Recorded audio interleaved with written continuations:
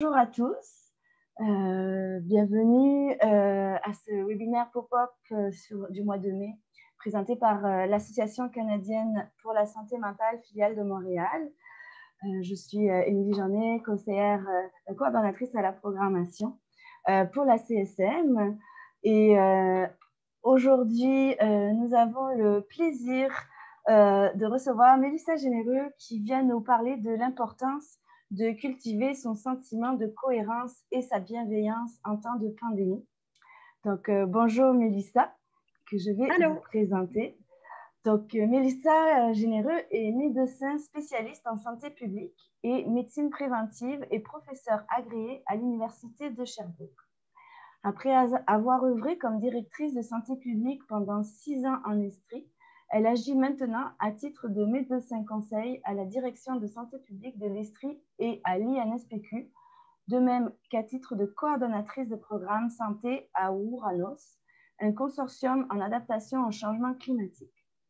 Son expertise en lien avec la réduction des risques de catastrophes s'est développée de par sa forte implication pendant et après la tragédie ferroviaire du lac Mégantic de 2013, ainsi que par son soutien lors des feux de Fort McMurray de 2016 et des inondations printanières de 2017 et 2019 au Québec.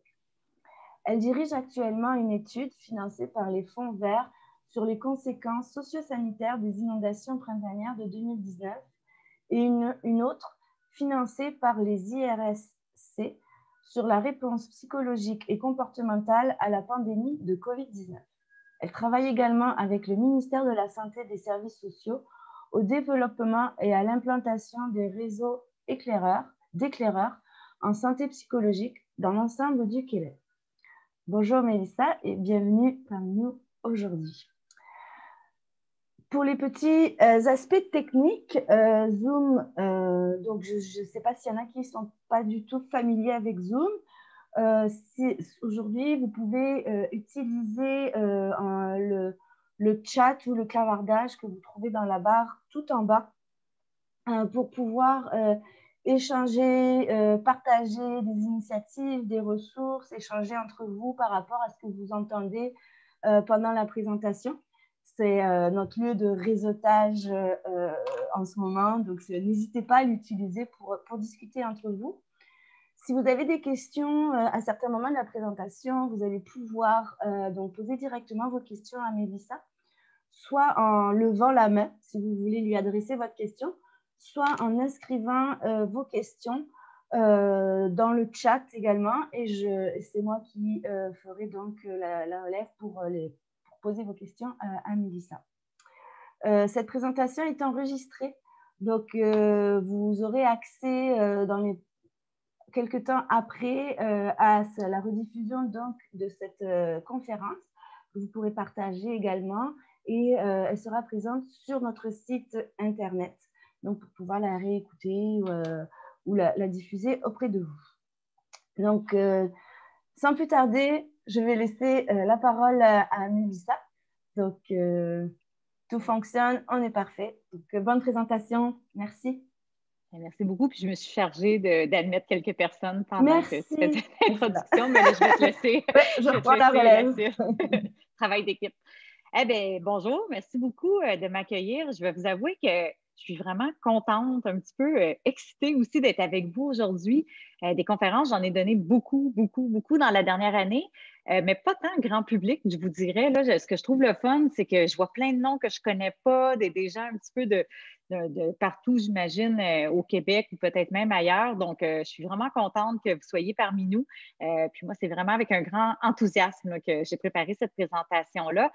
Grand enthousiasme parce que ça raconte une histoire ou des apprentissages, je vous dirais, qui n'étaient pas prémédités, si je peux dire ainsi, parce que c'est malheureusement pas dans ma formation de médecin que j'ai appris ce que je vais vous partager aujourd'hui, mais vraiment à travers différentes expériences que la vie m'a permis de vivre et aussi à travers des travaux de recherche. Donc, c'est un petit mix là, de mon côté chercheur et mon côté praticienne sur le terrain là, qui a permis de vous partager ça. Donc, dans la présentation, il va y avoir 3 blocs et sentez-vous bien à l'aise s'il y avait différentes questions après le premier bloc, on pourrait y aller avec d'emblée là, un peu questions-réponses, besoin de clarification et tout ça. Là, donc, je laisserai ma collègue plus voir là, si c'est pertinent. N'hésite pas à m'interrompre. Donc, le premier bloc, ça sera au niveau des impacts de la pandémie. Je sais qu'on en a beaucoup parlé, les impacts sur la santé psychologique, mais je voulais quand même vous partager de façon quand même assez brève là, ce qu'on a vu jusqu'à présent à travers des recherches là, que j'ai menées avec mon équipe à l'Université de Sherbrooke. Et vous allez voir que ça aide à bien préparer ou bien ancrer au niveau théorique, là, au niveau du savoir plus issu de la recherche, pourquoi c'est si important de savoir comment s'outiller pour bien cultiver à la fois son sentiment de cohérence et sa bienveillance, là, deux concepts dont on entend parfois parler, mais qui méritent certainement un peu plus d'explications sur ce que ça veut dire exactement, mais surtout comment ça se travaille, comment ça se cultive. Je ne parlerai pas de moi de long en large, mais je trouvais quand même important de vous expliquer brièvement mon parcours parce que veux pas, c'est ce qui est venu teinter le discours que j'aurai aujourd'hui. La personne que je suis, je pense, je dirais. Et là, je suis contente de voir que j'ai des collègues qui sont de la MRC du Granit parce que vous reconnaissez sûrement la belle photo qui montre le magnifique lac Mégantic. Donc, vous aurez reconnu ou déduit que c'est à la ville de lac Mégantic.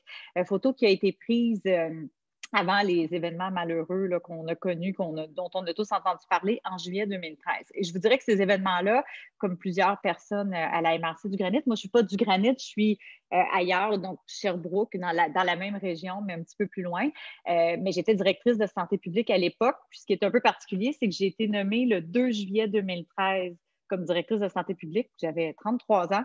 Je me trouvais cool de devenir la boss de la santé publique, mais je n'avais aucune idée de ce qui m'attendait. Surtout qu'on m'a appelée dans la nuit du vendredi au samedi, là, donc même pas 4 jours après que j'entre en fonction. Moi, mon été était censé être un été relax à m'approprier mes dossiers pour rentrer à l'automne en force, comme la nouvelle patronne, mais c'est pas comme ça que ça s'est passé. On m'a appelée dans la nuit pour me partager l'inimaginable. Et je vous dirais que c'est venu complètement teinter. Donc oui, comme on peut s'imaginer, au départ, c'était des entrevues de la gestion de crise, de catastrophe.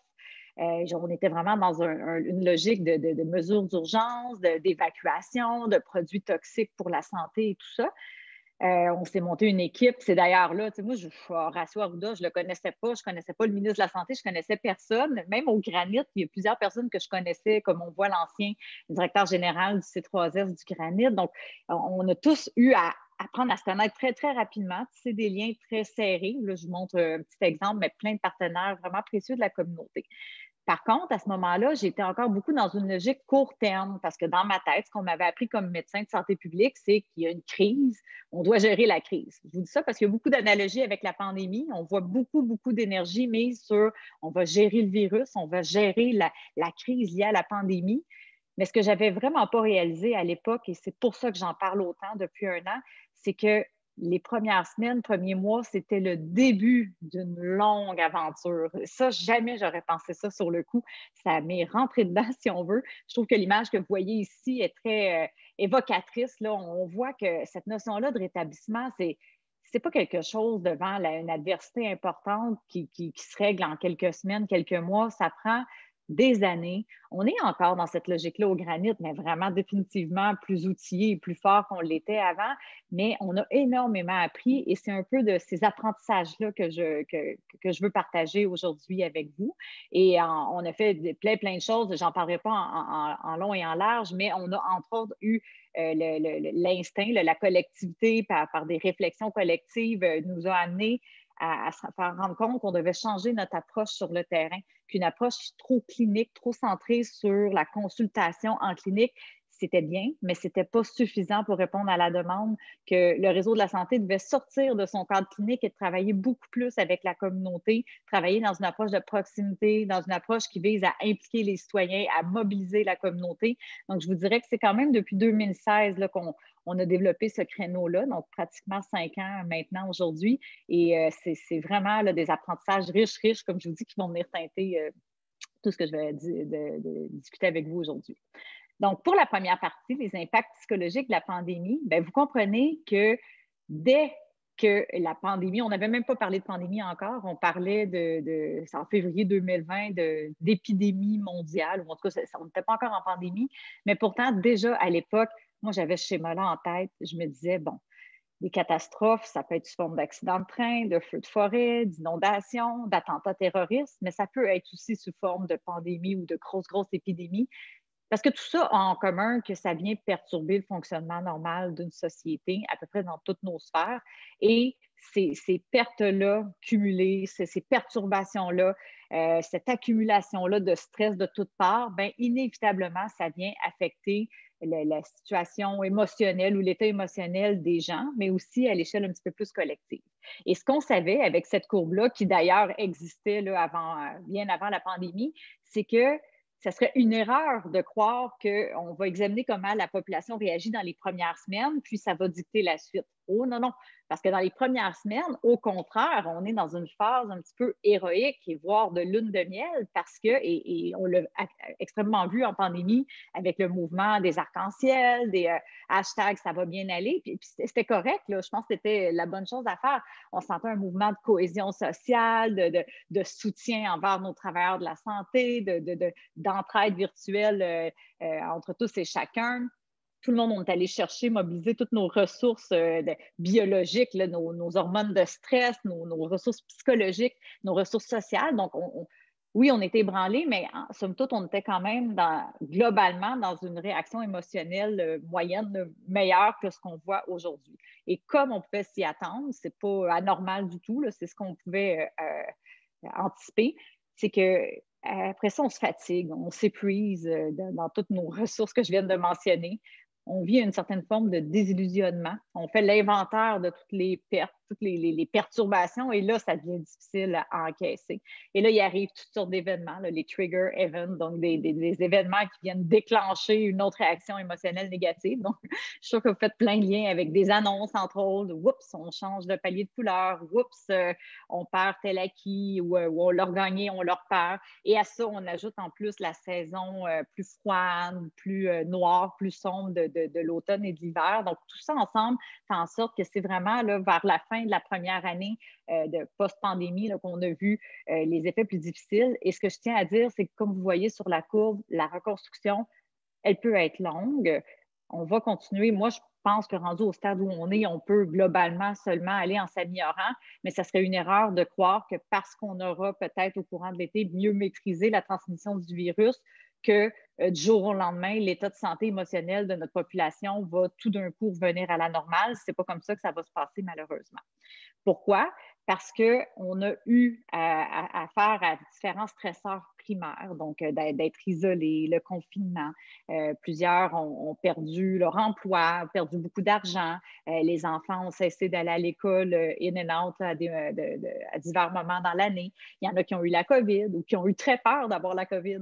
Il y en a qui ont écouté beaucoup de choses à la télévision ou sur les réseaux sociaux et qui se sont sentis un peu envahis par ça. Donc ça, c'est les stresseurs primaires. Mais ce qu'il ne faut pas oublier, c'est qu'ensuite, on va avoir à faire face à toute une série de stresseurs secondaires.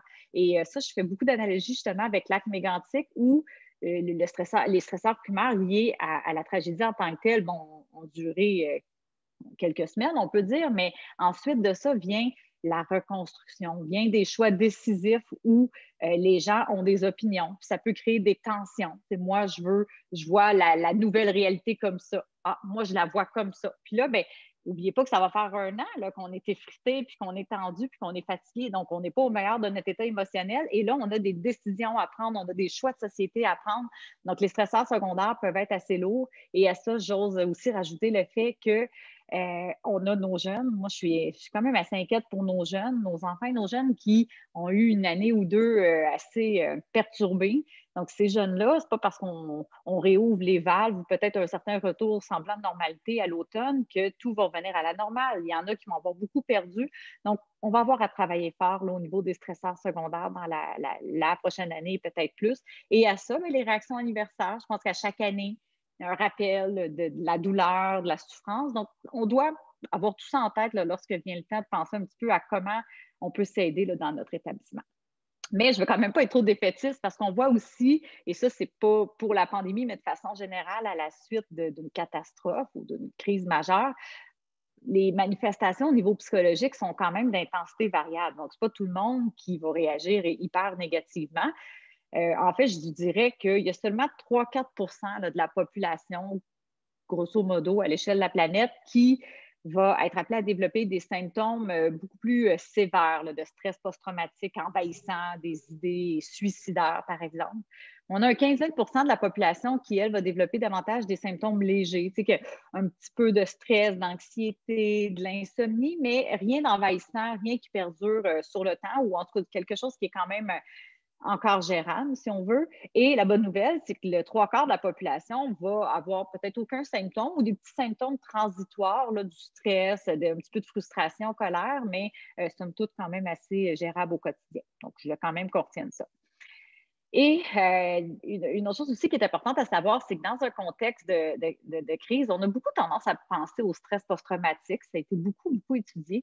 Mais je vous dirais que ce qui est le plus susceptible d'arriver dans un contexte de perturbation, comme je le mets, c'est les symptômes liés à l'anxiété et à la dépression, qui sont les grandes catégories là, de troubles mentaux d'emblée les plus fréquents avant la crise. Donc, il y a tout à penser que ces symptômes-là sont appelés à devenir encore plus fréquents chez des gens qui souffraient déjà avant la crise et même chez des personnes qui allaient complètement bien et qui, en raison de la crise, là, se mettent à développer des symptômes. Ça peut être au moment de la crise ou, comme je disais, dans les mois, même des fois années qui suivent la crise. Donc, pour l'anxiété, les symptômes qu'on va absolument examiner, puis je vous dis ça même en clinique, mais aussi à l'échelle de nos enquêtes qu'on mène dans la population. C'est pour ça que vous allez voir tantôt, je vais vous présenter les pourcentages d'anxiété-dépression, mais c'est basé sur ces symptômes-là. Donc, on va avoir des gens qui vont dire c'est de plus en plus difficile de me détendre, de me relaxer. Je me sens agitée, je me sens nerveux de façon soutenue dans les 2 dernières semaines. Je me sens irritable aussi. J'ai plus facile tendance à me fâcher facilement. J'ai peur que des choses graves arrivent. Je me sens toujours un peu en état d'alerte. Et l'inquiétude, qui est peut-être le symptôme numéro 1, donc ça devient envahissant. On a ces pensées-là, des inquiétudes à propos de tout et de rien, dans l'argent, la santé, la famille, la réussite au travail et tout ça, et des inquiétudes surtout qui sont difficiles à contrôler, qui sont difficiles à encaisser là, au quotidien et à nous permettre de fonctionner normalement. Donc ça, c'était l'anxiété. Au niveau de la dépression, on est vraiment, et souvent, un va avec l'autre ou une anxiété qui se prolonge dans le temps peut aussi mener à des symptômes dépressifs.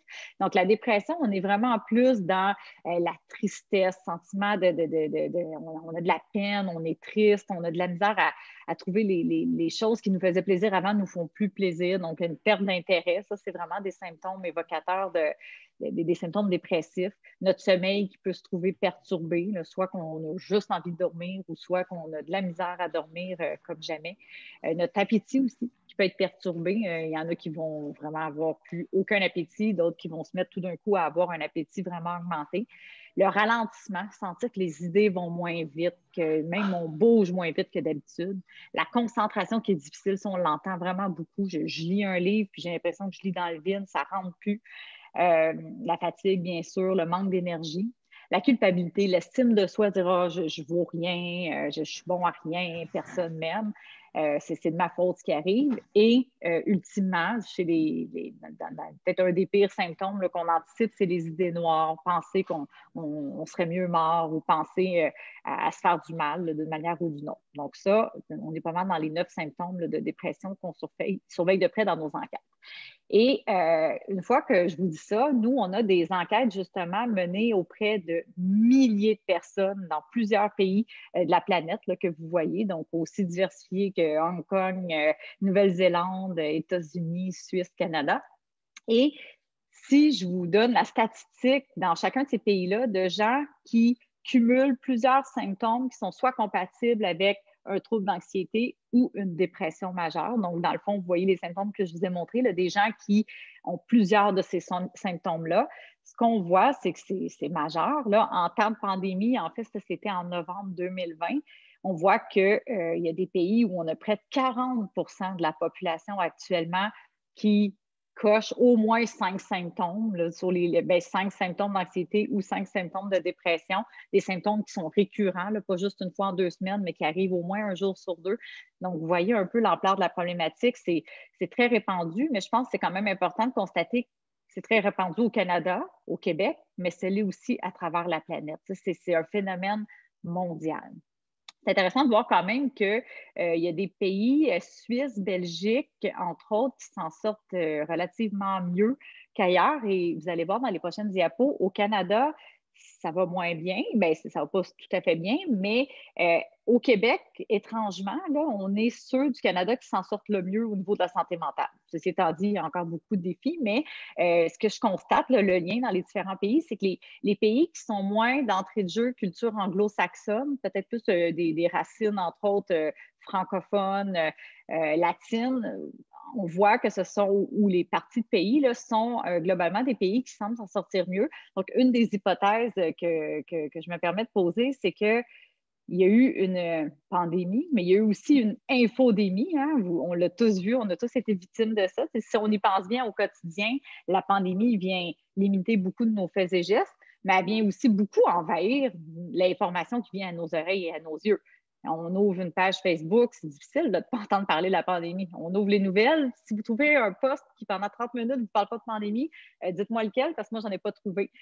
Si vous avez une discussion avec vos amis, vos collègues, essayez de ne pas parler de pandémie. Moi, moi c'est sûr que j'y arrive pas parce que c'est mon quotidien comme médecin de santé publique, mais ça vient, on ne parle que de ça. On est probablement beaucoup trop exposé à de l'information. Mais lorsqu'on vient d'un pays anglophone, en fait, lorsque notre façon de s'informer, c'est par la langue anglaise de prime abord, ce qu'on pense, c'est qu'on est porté à avoir accès à beaucoup trop d'informations, encore plus que si on va chercher sur des sites en français. Vous comprenez? Donc, par exemple, en anglais, je peux avoir facilement accès à toutes les nouvelles aux États-Unis, qui ne sont pas toujours très rayonnantes. Je peux avoir accès à l'information de chacune des provinces canadiennes, les conférences de presse aussi plus fédérales. Et évidemment, je vais regarder les trucs dans ma province aussi. Je vais regarder ce qui se passe en Angleterre. Je vais regarder ce qui se passe au niveau de l'OMS. Donc là, je me mets à être littéralement submergée et c'est sans compter les différentes vidéos YouTube sur lesquelles je vais pouvoir cliquer de personnes qui vont avec toutes sortes de théories. Donc, vous comprenez que c'est une des hypothèses que les personnes qui ont tendance à s'informer d'abord et avant tout en anglais, ou c'est peut-être un enjeu aussi de culture anglo-saxonne, mais c'est vraiment seulement des hypothèses, on voit que ça semble mener un petit peu plus de risques d'anxiété, dépression. Mais si je me ramène un petit peu plus au Québec, ce qu'on voit, c'est que si je décompose anxiété et dépression, là, anxiété, c'est le bord plus pâle, un peu bleu, et dépression plus vert. Ce qu'on voit, c'est qu'on l'a mesuré à plusieurs fois fréquences au Québec, donc en juin, en novembre et puis plus récemment en février. Et si je vous le résume, je vous dirais que les deux problématiques sont quand même bel et bien présentes. Et s'il y a quelque chose, ça a même augmenté entre la fin de la vague 1 et le début ou milieu de la vague 2. Là, on voit qu'à partir de novembre 2020 et février, on a atteint une forme de plateau avec des niveaux quand même assez élevés d'anxiété-dépression, avec autant que 16 d'anxiété, 20 de dépression là, chez notre population adulte. Donc, c'est quand même beaucoup. Et si on cumule les deux ensemble, on est à peu près au quart de la population québécoise là, qui rapporterait des symptômes compatibles avec soit anxiété ou dépression. Mais ce que je trouve surtout important de dire, c'est que tout le monde ne réagit pas de façon égale à la pandémie en termes psychologiques. Donc, si vous voyez ici, excusez, il faut juste, je remercie mon conjoint qui m'a vraiment aidé avec l'infographie parce qu'avant, j'avais des diapos très standards, femmes, X%. Puis je voulais juste dire que je suis très contente. J'ai de la gratitude que j'exprime envers lui parce qu'il m'a tout aidé à faire des super belles diapos. Mais bref, si je reviens à ma diapo, je voulais vous montrer un petit peu ici que nos jeunes adultes, entre autres, vous voyez dans les groupes qui ressortent comme étant les plus affectés, nos jeunes adultes m'inquiètent beaucoup. Nos 18 à 24 ans, pour être plus spécifique, 43 d'entre eux vont rapporter des symptômes compatibles avec un trouble anxieux ou une dépression majeure. C'est énorme. Et ce phénomène-là, on l'observe depuis le début de la pandémie au Québec, on l'observe ailleurs au Canada, on l'observe dans tous les pays que je vous ai mentionnés tantôt. Donc, vraiment, nos jeunes adultes sont les plus affectés et de loin. Sinon, on voit que nos populations anglophones, comme je vous disais, même au Québec, on voit que nos anglophones vont réagir de manière un petit peu plus négative sur le plan psychologique que les francophones. Même chose pour les immigrants. de façon générale, là, c'est une moyenne. Nos travailleurs de la santé, bon, ça, on peut peut-être un petit peu plus comprendre, là, qui ont été fortement sollicités depuis le début. Nos travailleurs essentiels. Les personnes en télétravail, ça aussi, je pense, c'est important de le mentionner. Donc, c'est pas parce qu'on on n'est pas au front à l'hôpital ou en train de porter assistance à autrui ou de faire des travaux publics, mais en courant peut-être le risque d'attraper la COVID. Bon, oui, ça peut être des sources de stress, mais d'être isolé à la maison, d'être devant son écran à la journée longue, ça aussi, ça amène sur l'eau d'anxiété, de stress, là, selon ce que vous voyez ici dans nos données. Et finalement, les femmes, de manière générale, affichent un peu plus d'anxiété et de dépression que les hommes. Une autre chose qui vient complètement appuyer ce que je vous disais tantôt d'entrée de jeu, que les services cliniques ne peuvent pas à eux seuls répondre à tous les besoins, c'est que dans le cadre de notre enquête de février, on parle quand même de 10 000 adultes québécois qui ont répondu à notre enquête. Il y en a seulement 35 de ceux qui ont des symptômes d'anxiété-dépression. Seulement 35 de ces personnes-là disent avoir consulté pour leur santé psychologique au cours de la dernière année. Je vais le dire de l'autre côté, il y en a 65 qui ont des symptômes compatibles avec l'anxiété-dépression, mais qui n'ont pas reçu aucune forme de soutien psychologique par un professionnel de la santé, je devrais dire. Ceux qui l'ont fait en ordre un peu de décroissant, c'est surtout le médecin de famille qui a offert un soutien, suivi par le psychologue, travailleur social, médecin spécialiste, surtout psychiatre, et en 5e lieu, des lignes de soutien téléphonique du type 811, info sociale ou prévention du suicide. Donc, quand même, quand je vous dis que c'est sûr que la pandémie a eu un contexte en plus où certaines personnes étaient peut-être plus craintives d'aller consulter ou avaient de la difficulté à avoir accès, mais somme toute, je vous épargne les détails, mais dans notre enquête, la majorité des gens disaient pas avoir consulté parce qu'ils ne ressentaient pas le besoin. Ils se disaient, j'ai pas besoin. Et encore une fois, ça fait beaucoup écho à ce que j'ai entendu à Mégantic au début, là, pas cette année, mais dans les années qui ont suivi la tragédie, où les gens nous disaient, bien, pourquoi j'irais consulter puis aller me chercher une étiquette de patient santé mentale? Moi, je pense qu'il faut qu'on évolue comme société et il n'y a pas de notion d'étiquette. Pour moi, c'est une force d'aller consulter. Mais les gens, plusieurs, hésitent encore à le faire, entre autres parce qu'ils se disent, bien, ma réaction, elle est normale. C'est ce que je vis qui est hautement anormal. Et ça, bien, ils ont tout à fait raison. C'est ce que vous vivez, c'est normal. D'avoir des hauts et des bas, c'est complètement normal. Vous voyez les statistiques.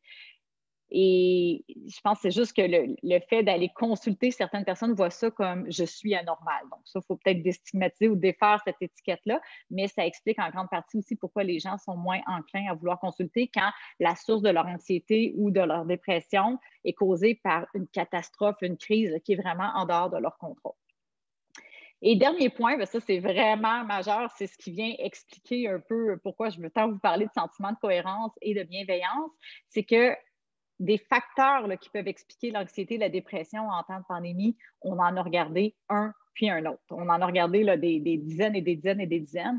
Et dans tout ce qu'on a regardé, les 3 qui ont ressorti comme étant les plus importants, on a regardé les pertes financières, l'isolement, le confinement, le fait de la peur du virus, et nommez-en, on a tout regardé. Mais malgré ça, ce qui est ressorti comme étant les 3 principaux facteurs, c'était le sentiment de solitude, numéro 1, le soutien social, en fait, le faible soutien social, et troisièmement, le sentiment de cohérence plus faible. Donc, je vais revenir sur chacun de ces 3 concepts-là pour qu'on comprenne bien de quoi on parle ici.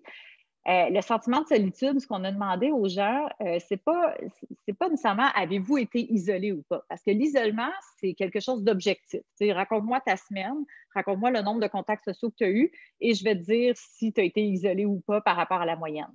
La solitude, c'est quelque chose c'est une perception, c'est l'expérience subjective.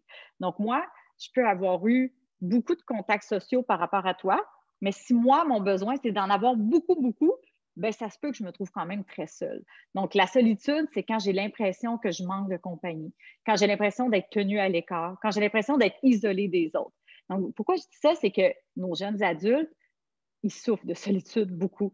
Puis probablement qu'ils voient plus de gens que plusieurs personnes qui vivent vraiment, qui vont toutes respecter les règles, qui n'auront pas trop de contacts sociaux, qui vont faire du cocooning pendant plusieurs semaines en se disant on va attendre que ça passe. Mais peut-être qu'ils vont moins ressentir le sentiment de solitude que d'autres personnes qui ont cet urgent besoin-là de socialiser et qui clairement n'ont pas ce besoin-là répondu en ce moment. Donc, ça, je trouve que c'est important à mentionner. Donc, une fois qu'on a ça en tête, bien, c'est quand même 4 adultes sur 10 au Québec qui actuellement rapportent se sentir seuls selon la réponse à ces 3 questions-là. Et comme je disais, c'est plus fréquent chez les jeunes. Et ce qui m'inquiète, c'est que le sentiment de solitude, au-delà des risques sur la santé mentale, ça a été démontré dans la littérature. Puis là, attachez-vous bien, là, se sentir seul de façon chronique, ça serait aussi néfaste que de fumer 15 cigarettes par jour. Vraiment, étude à l'appui là, en termes de risque de mortalité à long terme. Donc, c'est un stress chronique qu'on impose à notre corps là, qui est tout à fait néfaste. Donc ça, on doit y travailler, c'est urgent. Ensuite, le soutien social, bien, pour qu'on se comprenne bien, ça peut être de toute forme. Il y en a que ça va être à travers leur famille, amis ou toute autre personne significative dans notre vie.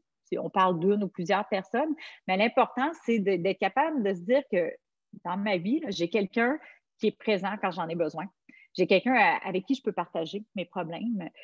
J'ai quelqu'un qui va se soucier de comment je me sens réellement. Que ce n'est pas comment ça va poli, mais comment ça va et je suis prêt à accueillir que tu me dis que ça ne va pas bien. Et je vais continuer la conversation. Je ne vais pas esquiver sur le match de hockey, mettons. C'est quelqu'un qui nous aide à prendre des décisions. Aider à prendre des décisions, ce n'est pas nécessairement à dire ben moi, si j'étais toi, je ferais ça. Moi, c'est ce que j'aurais fait. Ma belle-mère a fait ci, puis ça a bien marché. C'est quelqu'un qui nous accompagne à partir de où est-ce qu'on est, dit ben qu'est-ce que tu penses qui pourrait t'aider? Comment je peux t'aider à t'aider? Donc, qui nous aide à évoluer dans notre réflexion. Et c'est quelqu'un qui nous apporte une source de réconfort. Donc, c'est facile à écrire, mais c'est étonnant. Il y a plusieurs personnes qui finalement n'ont pas la chance d'avoir ce soutien social-là. Et ces personnes-là sont 2,5 fois plus à risque de rapporter de l'anxiété, de la dépression que ceux qui bénéficient d'un soutien social plus élevé. Donc, c'est quand même très, très important de travailler là-dessus aussi. Et ce n'est pas génétique, le soutien social. Fait que la bonne nouvelle, c'est que ça se travaille à l'échelle de nos comportements individuels puis à l'échelle des communautés, comme on va pouvoir voir tantôt. Et finalement, troisième facteur qui est honnêtement ma révélation de l'année 2020, c'est le sentiment de cohérence. Ce n'est pas quelque chose que je connaissais énormément. C'est plutôt des chercheurs qui m'ont amené à m'intéresser à ce concept-là, des chercheurs et des théoriciens là, qui travaillent sur le sentiment de cohérence depuis l'après-guerre, l'Holocauste, des gens qui s'intéressaient à dire, au lieu d'essayer de toujours comprendre pourquoi les gens vont mal, les Juifs qui ont vécu l'adversité extrême, puis essayer de comprendre en quoi, qu'est-ce qu'ils sont devenus, puis comment ils ont peut-être mal viré, c'est des chercheurs qui sont intéressés à dire bien, pourquoi certaines personnes ont vécu l'adversité extrême puis s'en sortent tellement bien. C'est comme inspirant. Puis on va essayer d'étudier ces personnes-là pour voir qu'est-ce qu'elles ont, ces personnes-là, en dedans d'elles, qui leur permet de faire face à toute cette adversité-là et à quand même s'en sortir grandi. Et ce que les chercheurs ont trouvé, c'est que le sentiment de cohérence, c'était l'aspect un peu, la composante, la ressource psychologique centrale à ces personnes-là qui réussissent à bien s'en sortir malgré l'adversité extrême. Donc, le sentiment de cohérence, ce que je vous dirais, c'est que, indépendamment de ce qui va vous arriver, c'est un peu le filtre ou la lunette que vous allez mettre pour interpréter ce qui vous arrive. Donc, tu sais, la pandémie, elle nous est toute tombée dessus. Il y a certaines personnes qui ont plus souffert des conséquences, perte d'emploi, etc., ou les enfants à la maison de longue période, c'est stressant, peut-être des ruptures amoureuses, je ne sais trop. Mais au-delà de ça, la façon dont je vais interpréter ce qui se passe va faire en sorte que 2 personnes auraient vécu exactement les mêmes expériences, mais une personne pourrait mettre une lunette un petit peu plus positive pour interpréter ça et s'en sortir moins affectée sur le plan psychologique. Donc, la personne qui a un bon sentiment de cohérence, c'est quelqu'un qui, d'abord, va avoir cette capacité-là de bien comprendre ce qui se passe. Je vous le dis parce qu'en temps de pandémie, c'est tout un défi d'aller chercher la bonne information, pas trop d'informations, pour comprendre les causes, le pourquoi, mais aussi qu'est-ce que je peux faire, quelles sont les solutions. Donc, aller chercher les bonnes informations, comprendre l'aspect cognitif. Ensuite, c'est quelqu'un qui va comprendre, mais qui va réussir à donner un sens. Donc, l'aspect un petit peu plus affectif, je vous dirais, de dire, j'ai beau comprendre, mais pour être capable de, pas l'accepter, mais d'apprendre à continuer à fonctionner, de retrouver une satisfaction dans ma vie de tous les jours malgré cette adversité-là. Et ça demande un petit travail, ou un petit travail, c'est un gros travail. Exemple, J'avais plein de plans de voyage, moi, cette année. Le voyage de ma vie s'en venait. Je ne peux pas croire que j'ai annulé ça. Je suis à terre. Je ne l'accepte pas. Je suis fâchée. Ben là, je suis en train de donner un sens à ça. Je suis en train d'envenimer un peu ma situation. Je pourrais me dire, bon, c'est difficile, ça me fait de la peine, mais il n'y a jamais rien qui arrive pour rien. Cette année-là, ben, peut-être que je ne vois pas assez, je n'ai pas assez de temps de qualité avec mes enfants. Pourquoi je ne profiterais pas de cette année-là pour réorienter un peu mes buts, mes projets, mes valeurs, peut-être retourner à des valeurs un peu plus à la base, partir du jardinage. Tu sais, plusieurs personnes ont fait ça dans la dernière année, dire, ben, tant qu'à ne pas pouvoir faire ci, ça, je vais me réorienter, je vais me trouver des nouveaux intérêts, je vais essayer de redonner un sens qui me permet de, comme je vous dis, pas accepter la situation, mais apprendre à vivre avec, puis lui donner un sens qui nous permet d'être quand même heureux. Puis troisièmement, bien, passer à l'action, super important parce que je peux comprendre, je peux bien vivre avec, mais sentir que j'ai tout ce qu'il me faut pour passer à l'action, ça, c'est de l'empowerment, c'est se donner le pouvoir d'agir. Donc, c'est dire, bon, attends une minute. Des ressources, il y en a plein. Moi, j'ai des ressources en dedans de moi. Je connais mes forces. Je sais sur quoi je peux miser pour être capable de bien m'en sortir. Je connais mes bons amis, mes bonnes ressources autour de moi. Je connais les ressources de ma communauté. Ou si je ne les connais pas, je vais aller chercher, mais je vais trouver une façon de m'impliquer. Je vais trouver une façon de redonner un sens à ma vie. Donc, je vais passer à l'action. Donc, comprendre, donner du sens, passer à l'action. C'est vraiment ma révélation, comme je vous dis, parce que je trouve que c'est quelque chose qui est relativement intuitif, mais qui met des mots sur quelque chose, je pense qu'on essaie tous de faire en dedans de nous. Et justement, ce qui s'est passé, c'est qu'une fois qu'on a fait ces constats-là, bien, tout le monde me demandait comment on le cultive, ce sentiment de cohérence. Est-ce qu'on est avec ça? Est-ce que je suis pognée avec mon niveau de sentiment de cohérence ou je peux l'améliorer au fil du temps? Mais la réponse, c'est oui, on peut l'améliorer bien certainement et je nous encourage tous à le faire. Donc, c'est un petit peu là, ce dont on va discuter dans les prochaines diapositives. Donc, avant toute chose, on a beaucoup parlé de l'information, de l'infodémie, là, qui est l'épidémie d'information qui accompagne la pandémie. Donc, ça, il faut s'en protéger. C'est des petites choses de base, mais on n'y pense pas toujours. Et je vous dis ça, des gens autour de moi, on tombe dans le piège des fois. Donc, éviter la surabondance d'informations. Pour être capable de bien comprendre, il faut s'entourer des bonnes informations puis essayer de laisser de côté les informations plus malsaines, si on veut. Et des fois, même si c'est des bonnes informations, bien, de les écouter en boucle, c'est peut-être pas sain non plus. Ça vient ajouter un nuage confondant sur notre capacité à bien traiter l'information. Donc, on va éviter les informations qui nous angoissent. Si ça ne nous apporte rien de bien, ça enlève la capacité d'agir, ça vient juste apporter, comme je dis, un nuage négatif. Je vais aller consulter des sources d'informations qui sont fiables. Moi, là, dans la dernière année, le nombre de fois où j'ai référé des gens, québec.ca. Québec.ca. C'est un petit défi, il faut y aller souvent pour trouver toute l'info. Je vous dirais qu'il y a tellement d'informations que tout n'est pas toujours classé parfaitement, mais à chaque fois que les gens m'obstinent, disent, ben là, j'ai vu sur Facebook que mon voisin me dit ça. J'écoute, ça change tellement vite. Il y a un endroit qui est la source d'information officielle, québec.ca. Puis à chaque fois, je les accompagnais, puis je trouvais l'information que je leur donnais. Donc, moi, ça a été mon mécanisme pour être capable de ne pas sombrer dans les rumeurs ou les fausses informations. Puis pour ce qui est de s'informer, c'est correct de s'informer. Je ne suis pas en train de dire que ce n'est pas bon, mais d'aller chercher des sources fiables à des heures précises. Peut-être que de se dire, bien, je vais écouter le bulletin de nouvelles ou je vais aller sur le site de tel média. Je trouve que c'est bien fait, j'aime ça. Puis je vais y aller une fois par jour, maximum 2 fois par jour. Puis après ça, je garde mes distances. Puis pour ce qui est des réseaux sociaux, bien, je pense que c'est là que le piège est le plus grand. Les réseaux sociaux, ça devrait nous faire du bien. Ça devrait avoir une utilité positive. Ça, je vous dis ça, des gens proches de moi qui, à un moment donné, tombent dans un algorithme de Facebook.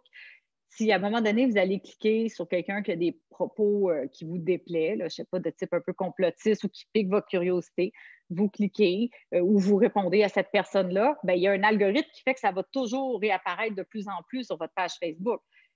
Donc là, vous allez être pris avec cette impression-là que tout le monde parle en négatif ou que le complot est partout et ça va venir un peu envenimer votre quotidien. Donc, essayez vraiment d'aller sur des groupes, par exemple sur Facebook, qui sont plus dans une logique d'entraide, de soutien, des logiques positives. Essayez de cliquer sur des vidéos que vous avez l'impression qu'ils vont vous faire sourire. Allez voir des vidéos qui vont vous mettre en beau fusil parce que ça vous dit que la Terre est plate et que tout le monde veut tuer tout le monde, ben, si vous savez que ça va vous mettre en colère en l'écoutant, c'est peut-être pas une bonne idée d'aller le faire. Puis en termes d'action, si vous voulez partager des publications, ben, c'est d'y aller vers les trucs, les astuces, les aspects positifs. Parce que je sais pas si pour vous, moi j'en vois beaucoup, puis je juge pas, là, je comprends, mais ça vient un peu à la longue, ça fait pas tant de bien de lire constamment des critiques très fortes. Mais je ne juge pas, mais je nous encourage à partager aussi du positif. Au-delà de l'information, ce qu'on a fait aussi, c'est qu'on a fait une grande recension des différentes recherches qui ont été faites là, avant même la pandémie, qui permettent de démontrer que notre sentiment de cohérence va être renforcé. Donc, à travers cette recherche-là, puis le document, là, si vous tapez ce titre-là, vous allez le trouver facilement sur Internet, en français et en anglais. En fait, il identifie, si je vous le résume, là, 2 grandes composantes clés que chaque intervention ou chaque activité devrait comporter, puis 4 domaines d'activité. Fait que je vais les revoir un petit peu avec vous. Là, je trouve que ça donne des exemples plus concrets de ce qu'on peut vouloir faire. Donc, les 2 composantes clés, c'est la réflexion et l'empowerment. Je dis empowerment parce que j'ai beau le dire en français, mais autonomisation, pouvoir d'agir, c'est bien, mais c'est moins. Il me semble que ça ne dit pas exactement ce que ça dit en anglais. Donc, empowerment, je m'assume, je ne sais pas si c'est un anglicisme, mais c'est ça. Donc, pour ce qui est de la réflexion, c'est de dire peu importe ce que je fais pour essayer de me faire du bien, il faut que je me donne le temps de faire un acte de réflexion avec ça. Il faut que je me donne le temps de prendre conscience à travers cette activité-là de soit mes valeurs, soit mes buts, de mes perceptions, de prendre un recul, d'organiser sa pensée. Il faut faire ça. Souvent, on fait plein de belles choses ou on accomplit plein de choses, mais on ne prend pas le temps de réaliser qu'on le fait, de réaliser le chemin parcouru ou de réaliser des fois ses perceptions ou émotions plus négatives. Donc, le premier pas, c'est de se donner le temps de réfléchir, de se donner un rendez-vous un peu avec nous-mêmes. Des fois, c'est là que ça va nous permettre de voir que, oups, je suis embarquée dans une logique où j'adhère à des croyances qui ne sont peut-être pas tout à fait fondées. Je me suis laissée amener dans la mauvaise direction. Des fois, c'est de reconnaître, ouf, je ne vais pas bien. Mon Dieu, j'ai peut-être besoin d'une petite pause. Je souffre en dedans. C'est de permettre d'être dans un mode d'écoute pour soi-même, puis de partage aussi avec les autres. Donc, c'est quelque chose qu'on peut faire entre nous, mais aussi définitivement avec les autres. C'est en réfléchissant, ça permet de comprendre des choses, ça permet d'inspirer les autres, puis de se laisser inspirer par la réflexion des autres. Donc, il y a vraiment quelque chose d'intéressant. Comme je disais, prendre du recul, puis d'organiser sa pensée, tout ça dans le but de mieux comprendre. Donc, vous voyez le lien direct avec le sentiment de cohérence. Pour ce qui est de l'empowerment, c'est la logique un petit peu plus de passer à l'action. Donc, c'est beau de comprendre, de bien réfléchir, mais il faut être capable aussi de faire des activités qui vont nous mettre un petit peu plus dans l'action, augmenter notre niveau de motivation, augmenter notre sensation qu'on est capable de résoudre des problèmes, qu'on a une auto-efficacité. Donc, je suis capable par moi-même de passer à l'action, de résoudre mes problèmes, de faire face à des conflits ou des situations de stress. Et ce qu'on pense que la littérature dit, c'est que lorsqu'on a fait des expérimentations plus répétées, donc j'ai fait plusieurs fois quelque chose qui était peut-être un défi pour moi, en fait, ça m'a permis d'internaliser le fait que je sais que je suis capable. Mon estime de moi par rapport à ça, elle est plus grande qu'avant. Je sais que je suis capable. Et lorsque je vais avoir à faire face à l'adversité ou à du stress important plus tard, j'ai confiance que par cette action-là, je vais me sentir bien. Donc là, je reste un peu dans l'abstrait, mais vous allez voir, je voulais juste que vous l'ayez en tête, réflexion et empowerment comme un peu fondement de toute activité. Donc, ce n'est pas tant l'activité que vous faites, mais c'est d'avoir en tête ces 2 composantes-là qui, à mon avis, c'est le plus important. Donc là, si je rentre un peu plus dans le concret, c'est des exemples de domaines d'activité.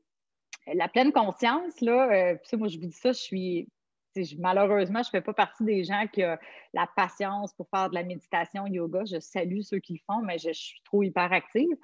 Moi, au début, quand je voyais ça, la pleine conscience, je me disais, mon Dieu, ça, c'est pas pour moi. Là, je voyais des gens dans des salles de yoga professionnelles. Bon, c'est vrai que ça peut se faire comme ça, mais ça peut se faire, ce que j'ai appris après, c'est que ça peut se faire n'importe quand. Moi, là, tantôt, avant que la conférence commence à 9 h, je trouvais qu'il faisait beau dehors. Puis je me suis payé le droit d'aller au soleil juste pendant 5 minutes, de sortir dehors, d'entendre les petits oiseaux chanter, de sentir l'air frais, puis de juste faire le vide, de penser à rien. Puis je suis rentrée en dedans, puis ça m'avait énergisée. Tu sais, vous comprenez, ça, c'est de la pleine conscience. La pleine conscience, c'est d'apprendre à faire des petites pauses plusieurs fois par jour. Ça peut être à travers une balade en forêt. Ça peut être juste regarder par la fenêtre 2, 3 minutes, 5 minutes, quelques fois par jour. C'est profiter de ce temps-là pour prendre conscience de nos tensions, de comment on se sent, de peut-être se rendre compte qu'on respire beaucoup trop vite. Peut-être pas.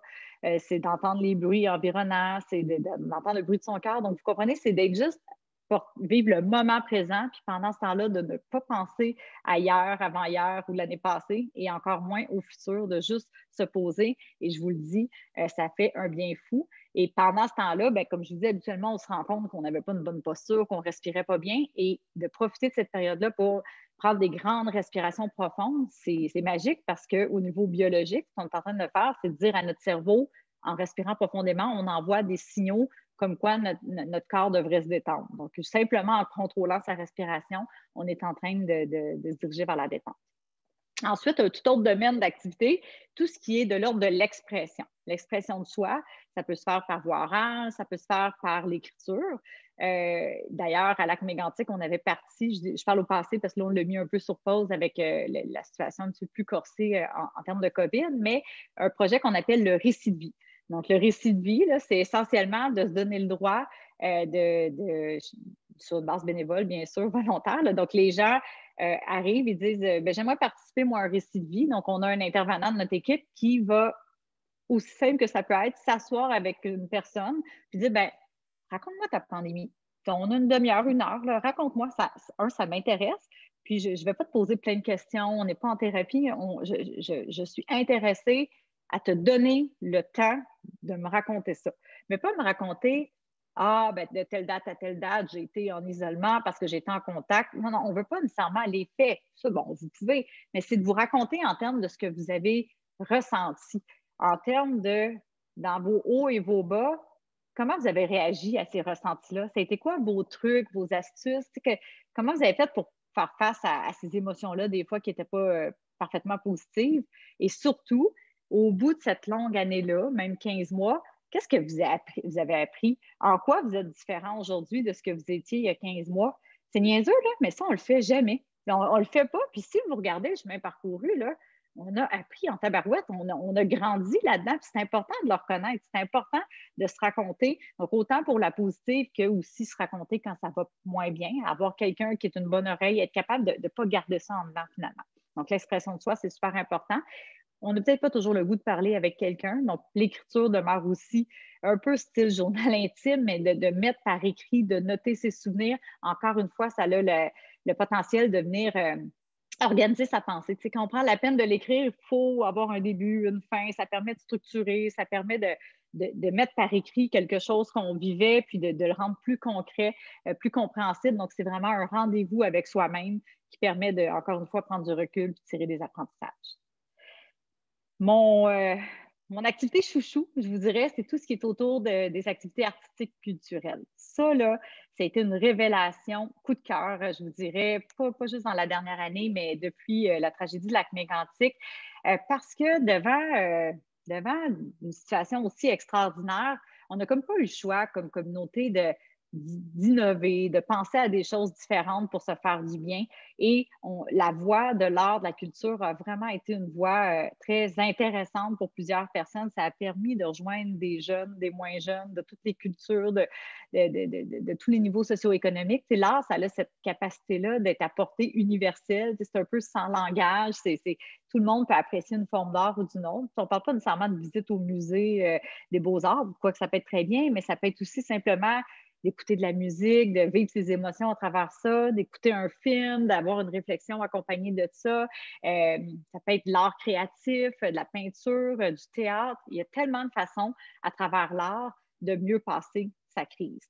Ça permet l'art de se connecter à ses émotions. Là, moi, ce que j'ai vu, c'est des gens qui, dans le fond, n'auraient pas été prédisposés à parler de leurs émotions, mais à travers l'art, ça enlève un peu notre barrière psychologique qu'on s'impose, c'est de dire je n'ai pas le goût de parler de mes émotions, mais je vais te parler du film que je viens de voir, puis je vais te parler de pourquoi ça me touche.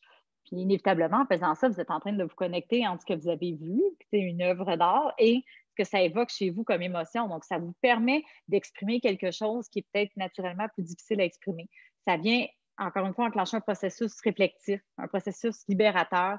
Ça vous aide à comprendre des choses que vous n'auriez peut-être pas compris autrement. Et ce qui est vraiment bien à l'échelle de la communauté, et on l'a vu avec Mégantic, c'est que ça permet de créer des liens sociaux entre des gens que ça ne serait peut-être pas créé autrement. Ce qui est super important, c'est que ça permet de créer une mémoire vivante des événements. Et ça, je pense que ça va être important pour la suite, tu sais, de dire, l'idée, c'est pas d'enterrer tout ce qu'on a vécu. On a vécu des moments hauts et bas, mais on a vécu quelque chose collectivement. Puis si on veut recréer cette solidarité-là, cette cohésion, il va falloir qu'on trouve des moyens pour se la bâtir, notre mémoire collective. Puis souvent, à travers les œuvres artistiques, ça permet de faire ça. Ça permet aussi de se réapproprier l'espace public si on enjolive les endroits avec différentes œuvres artistiques là, qui sont symboliques pour les gens. Puis ça permet d'augmenter un peu ce sentiment de réciprocité ou d'appartenir à la communauté. Donc, vraiment, je suis un peu vendue, mais art, culture sont très prometteurs pour stimuler notre sentiment de cohérence. Et finalement, tout ce qui est de la logique un peu du sport, de l'activité physique, du loisir. Pourquoi? Parce que, bien, premièrement, on se fait du bien. On fait le choix de dire, parce que moi, ça, c'est une des choses qui a beaucoup m'aidé, de dire, il y a des choses que, dans nos libertés individuelles qui sont brimées, puis c'est correct, c'est un coup à passer en raison de la pandémie, mais il y a des choses qu'on ne pourra pas nous enlever. Moi, je me dis aller courir dehors, aller prendre une marche dehors, tu sais, des fois une marche à bons pas, avec des côtes, tout ça, là, quelque chose qui fait qu'on est quand même essoufflé, de faire un peu d'activité dans mon salon, tu sais, quelque chose qui, sur le coup, tu n'as peut-être pas nécessairement le goût de le faire, mais tu dis, je vais le faire parce que je me rappelle que la dernière fois, quand je l'ai fait, je me sentais drôlement bien après. Pourquoi? Parce qu'encore une fois, on en profite pour faire le vide. C'est très rare qu'on pense à notre journée du lendemain pendant qu'on suit notre vie. Ça permet d'évacuer le stress, nos tensions définitivement, mais ça permet aussi de dire, hey, je suis capable. Hein? Je suis capable j'ai un certain contrôle sur ma vie, puis je suis fière de moi. J'ai réussi à faire quelque chose de forçant ou peut-être que de prime abord, ne me tentait pas trop, que je n'avais pas l'énergie, mais mon Dieu, que je me sens bien après, puis je suis fière de moi. Donc, je vous invite vraiment à découvrir ou peut-être redécouvrir un sport, une activité, un loisir qui vous fait du bien, que vous avez peut-être laissé de côté là, avec tout ce qu'on connaît dans la dernière année. Donc, des trucs pour augmenter son sentiment de cohérence, il y en a un puis un autre. J'espère que ça vous aurait aidé. Et puis, la dernière partie de la présentation, ça va être en lien avec l'autre volet qui est tout aussi important, la bienveillance. Donc, le sentiment de cohérence, c'est vraiment un travail qu'on fait plus pour soi-même, pour essayer de mieux se comprendre, de donner un sens, puis de sentir qu'on peut passer à l'action. La bienveillance, on est dans un registre qui est complémentaire, mais je me dis, si on travaille sur les deux en même temps, là, on va avoir quelque chose d'intéressant à l'échelle des citoyens, mais aussi de toute la communauté. Donc, la bienveillance, pourquoi c'est venu un peu naturellement qu'on voulait en parler tant. Et c'est pas juste moi, là, il y a plusieurs personnes qui en parlent. À Lac Mégantic, justement, notre équipe de proximité mise beaucoup sur cette approche-là de bienveillance avec tous les partenaires de la communauté. Pourquoi? Parce qu'on veut d'abord et avant tout contrer la solitude. Hein. On l'a vu que la solitude nuit beaucoup à l'anxiété et la dépression. Donc, on veut contrer cette solitude-là. On veut aussi mieux soutenir l'autre. On a vu que le soutien social était définitivement un facteur important. Et on pense que par la bienveillance qui serait mieux ancrée là, de façon plus répandue dans notre société, on pourrait avoir plus d'impact sur la solitude et le soutien social. Pourquoi? Parce qu'être bienveillant, ça veut dire veiller à ce que l'autre aille bien. C'est aussi simple que ça. Donc, c'est de vouloir procurer du bonheur. Et c'est quand même intéressant parce que moi, avant, je pensais que bienveillance, empathie, compassion, c'était toute la même affaire, mais pas tout à fait. La compassion, par exemple, ce sont tous des très beaux sentiments, c'est le sentiment de vouloir délivrer l'autre de la douleur. Donc, la bienveillance, on veut procurer du bonheur sans rien attendre en retour. La compassion, on veut délivrer de la douleur. Donc, la bienveillance, ce que je veux dire par là, c'est qu'elle est omniprésente et applicable en tout temps. On n'est pas obligé d'attendre que la personne aille mal pour vouloir faire du bien. Et l'empathie, c'est plutôt un peu l'effet miroir de l'autre, de bien ressentir les émotions de l'autre, ce qui, inévitablement, vient aussi aider à être plus bienveillant, mais on est moins dans l'action, on est plus dans ressentir le vécu de l'autre, alors que la bienveillance, ça nous amène à passer à l'action, à des gestes qui vont procurer du bien. Et vous l'avez peut-être déjà entendu, mais je pense que ça fait du bien de se le faire répéter. La bienveillance, ben, c'est un petit peu comme en avion, lorsqu'on vous dit si jamais il y a un accident, ben là, l'avion jadis, là, quand on prenait ça à l'autre époque. Mais quand on nous disait, l'agent de bord nous disait, ben là, si jamais malheureusement il y a un signe qui ne va pas bien ou je ne sais pas trop, risque d'accident, les masques à oxygène vont descendre et la première chose que vous devez faire, c'est mettre votre propre masque avant d'aider une autre personne. Mais c'est la même chose pour la bienveillance. Comment voulez-vous être bienveillant envers les autres si vous n'êtes pas bienveillant d'abord et avant tout envers vous-même? Et ça, je vous dis ça, mais c'est pas si facile que ça à appliquer. Parce que la bienveillance envers soi-même, c'est d'apprendre à être indulgent. C'est être capable de s'accepter tel qu'on est. C'est être capable d'accepter qu'on n'est pas parfait, on n'est pas Superman, Superwoman, on a nos lacunes, on a nos faiblesses, on a aussi nos forces. Et en se montrant indulgent et en s'acceptant, on apprend aussi à être indulgent et accepter les défauts, les faiblesses des autres personnes. Vous voyez? Donc, si on n'est pas capable de le faire envers nous-mêmes, j'ai bien de la difficulté à croire qu'on va être capable de le faire pour les autres. C'est aussi d'être à l'écoute de ses propres besoins. Être capable de dire, ben là, il faut que ça cesse. Il faut que je trouve une solution. J'ai un besoin qui n'est pas répondu et tant que je ne réponds pas à ça, je ne suis pas en train de m'écouter, de me faire du bien. Et si on fait ça pour nous, on va avoir le réflexe ensuite de mieux écouter les besoins puis tenter de veiller à répondre aux besoins des autres. Donc, au quotidien, c'est des petites choses assez simples à dire, à faire, c'est une autre chose, mais je pense qu'il faut juste s'entraîner un petit peu à, premièrement, observer mes propres jugements que je peux me poser envers moi-même. Comme je disais, être indulgent, accepter que peut-être des fois, je ne sais pas si ça vous arrive, moi ça m'arrive, mais qu'une journée, on n'est pas à notre meilleur. Je ne sais pas pourquoi. Il y a des journées qu'on se lève, puis c'est du mauvais pied, ou des fois, on sait pourquoi, mais c'est correct. Tu sais, dire, regarde, ça ne sera pas ma meilleure journée, je ne serai peut-être pas la top employée aujourd'hui, mais demain, ça sera ma meilleure journée. C'est correct, j'ai le droit. C'est d'apprendre à dire non des fois. Ça, c'est peut-être mon plus gros défaut, j'ai bien de la misère, mais être capable de dire, je sais que ça va vous déplaire, mais il faut que je me préserve un petit peu là-dedans, donc je vais passer mon tour. S'accorder des petits plaisirs, on a le droit de vivre l'instant présent, de se dire, j'en fais de semaine, je ferme l'ordinateur, je me donne le droit de profiter du beau temps, je ne sais trop. Mais surtout, je trouve que le cinquième, c'est le plus important, agissez envers vous-même comme vous le feriez pour un meilleur ami. Donc, un meilleur ami qui viendrait vous dire, écoute, j'en peux plus, je suis débordée, j'ai plein de choses, j'arrive pas. Mais qu'est-ce que vous feriez? Vous l'écouteriez, puis vous direz, tu t'en as trop? Est-ce que tu vois une possibilité d'en enlever?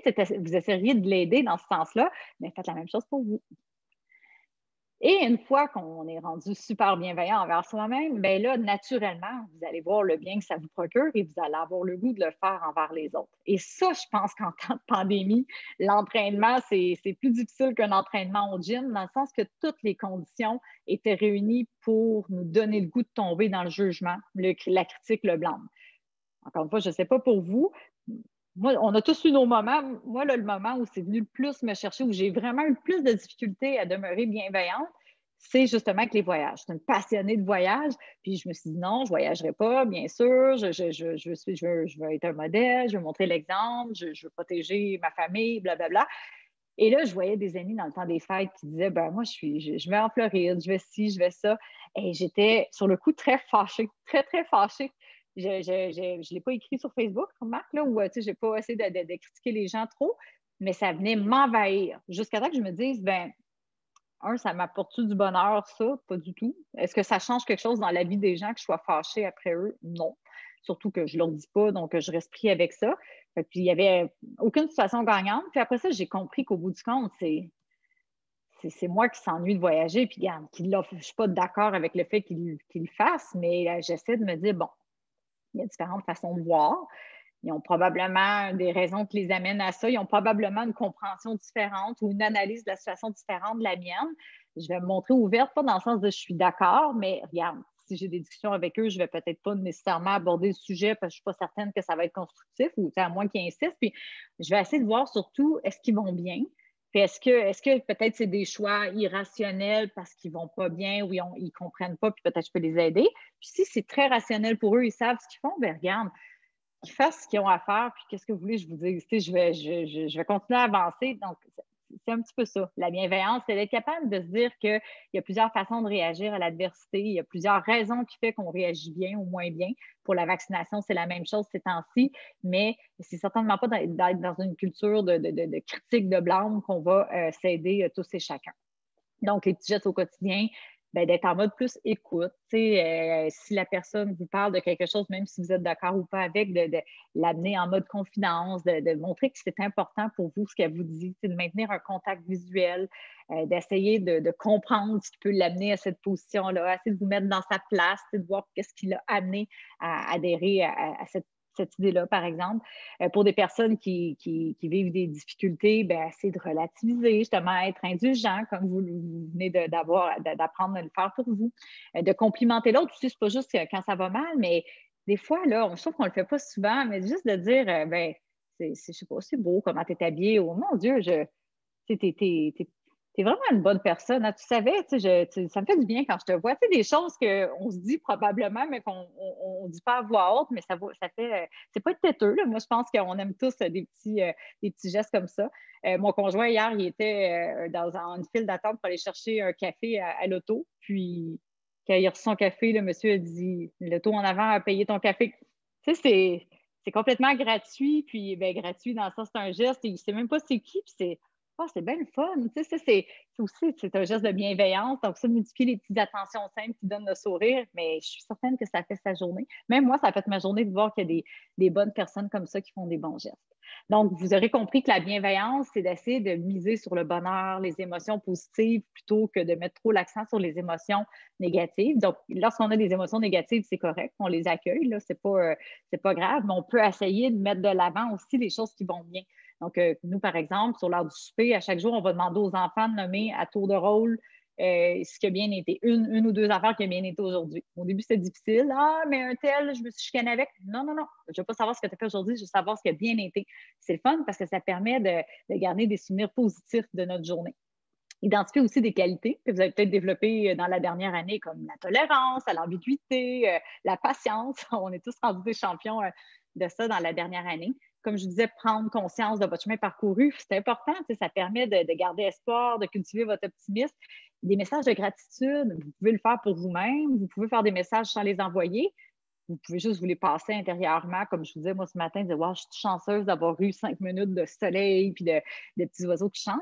Mais on peut aussi les faire envers des gens. Nous, on est reparti sur les chaînes de lettres comme on faisait au secondaire, là, mais là, on le fait de façon plus officielle à travers les courriels. On a fait des chaînes de courriels. Tout ça, encore une fois, c'est parti de l'équipe de Lac Mégantic, puis on s'est mis à propager ça au sein de tout notre réseau de la santé en Estrie. Donc, si tu reçois un courriel de gratitude, un message positif, comme quoi quelqu'un t'apprécie, ben, la consigne, c'est que tu dois en envoyer 5 autres à 5 personnes différentes. Donc, comme ça, c'est gratuit, tu reçois un beau message positif, c'est sincère et ça fait du bien. Et des fois, l'humour, l'aspect ludique, ça fait du bien aussi. Ça permet de passer des messages plus complexes, mais de façon plus légère. Donc, nous, encore une fois, à Mégantic, on a parti les patates bienveillantes. On les appelle comme ça parce que ça a l'air d'une petite patate. Si vous voyez, l'idée, c'était de prendre un bonhomme un peu léger, c'est qui est ni un homme ou une femme ou asexué, pas d'âge et tout ça. Puis, on a pris différentes petites situations de la vie courante qui pourraient nous amener à être moins bienveillant.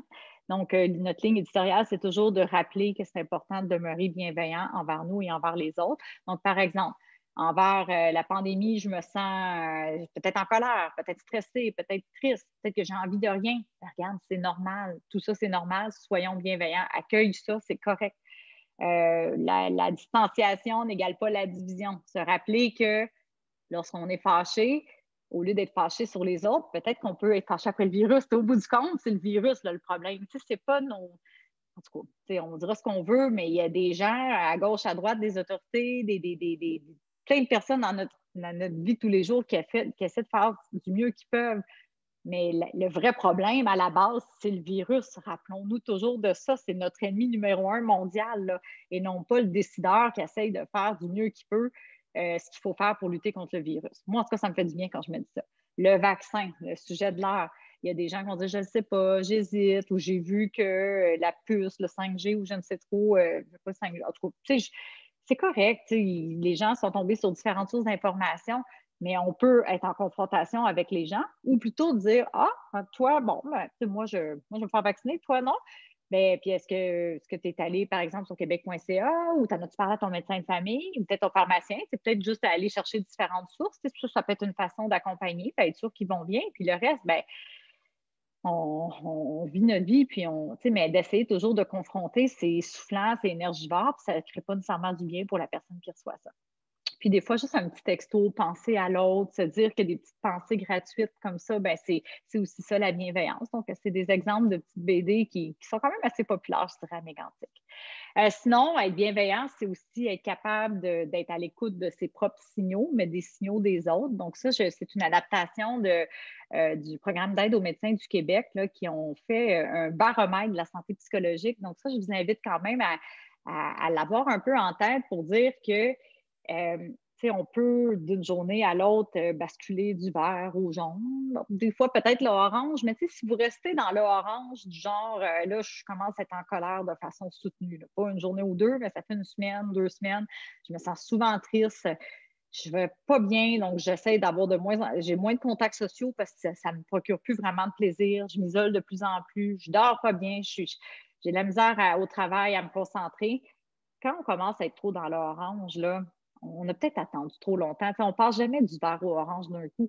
À un moment donné, on passe par le jaune, on commence à être moins de bonne humeur, tendu, irritable, triste un peu. Et c'est dès ces moments-là qu'on doit prendre la peine de prendre le téléphone, d'en parler à un proche, de ne pas rester seul avec ça, d'aller sur des sites web, trouver des réponses à vos questions. Et vous aussi, avec vos proches, si vous voyez qu'ils sont dans le jaune, ben n'hésitez pas à les faire jaser, à les écouter, à leur apporter assistance parce que ce qu'on ne veut pas, c'est que les gens tombent dans la couleur orange et encore moins, évidemment, dans la couleur rouge où là, on est dans même parfois des idées noires, des problèmes plus sévères, un épuisement épuisement des contacts sociaux aussi. Donc, évidemment, lorsqu'on est dans le rouge, c'est probablement là où le besoin d'avoir un soutien psychologique plus formel est présent. Donc, comme je vous dis, tout le monde n'a pas à se rendre à cette catégorie-là. Et je vous dirais que si vous êtes dans le vert, ben, tant mieux, mais vous pouvez aider d'autres personnes à retourner dans le vert. Donc, tout le monde a un rôle à jouer, peu importe où on se trouve là, dans le baromètre de la santé psychologique. Et un outil, moi, que je trouve vraiment intéressant, que je recommande, bon, malheureusement, c'est payant, je n'ai pas aucune part là-dedans, là, je sais juste parce que je suis tombée dessus dans les dernières années, puis je trouve qu'il est bien fait en ligne. C'est la formation en premier secours psychologique qui est offerte par la Croix-Rouge canadienne. Il existe aussi d'autres types de formations en premier secours psychologique, donc peut-être que vous pouvez trouver des bribes à gauche, à droite sans avoir à payer. Mais l'idée ici, c'est que cette formation-là, c'est un peu comme nos premiers cours de secourisme que probablement plusieurs d'entre vous avez déjà eu, qui étaient plus axés sur la santé physique. Donc, quoi faire si un jeune homme se blesse à vélo devant chez moi?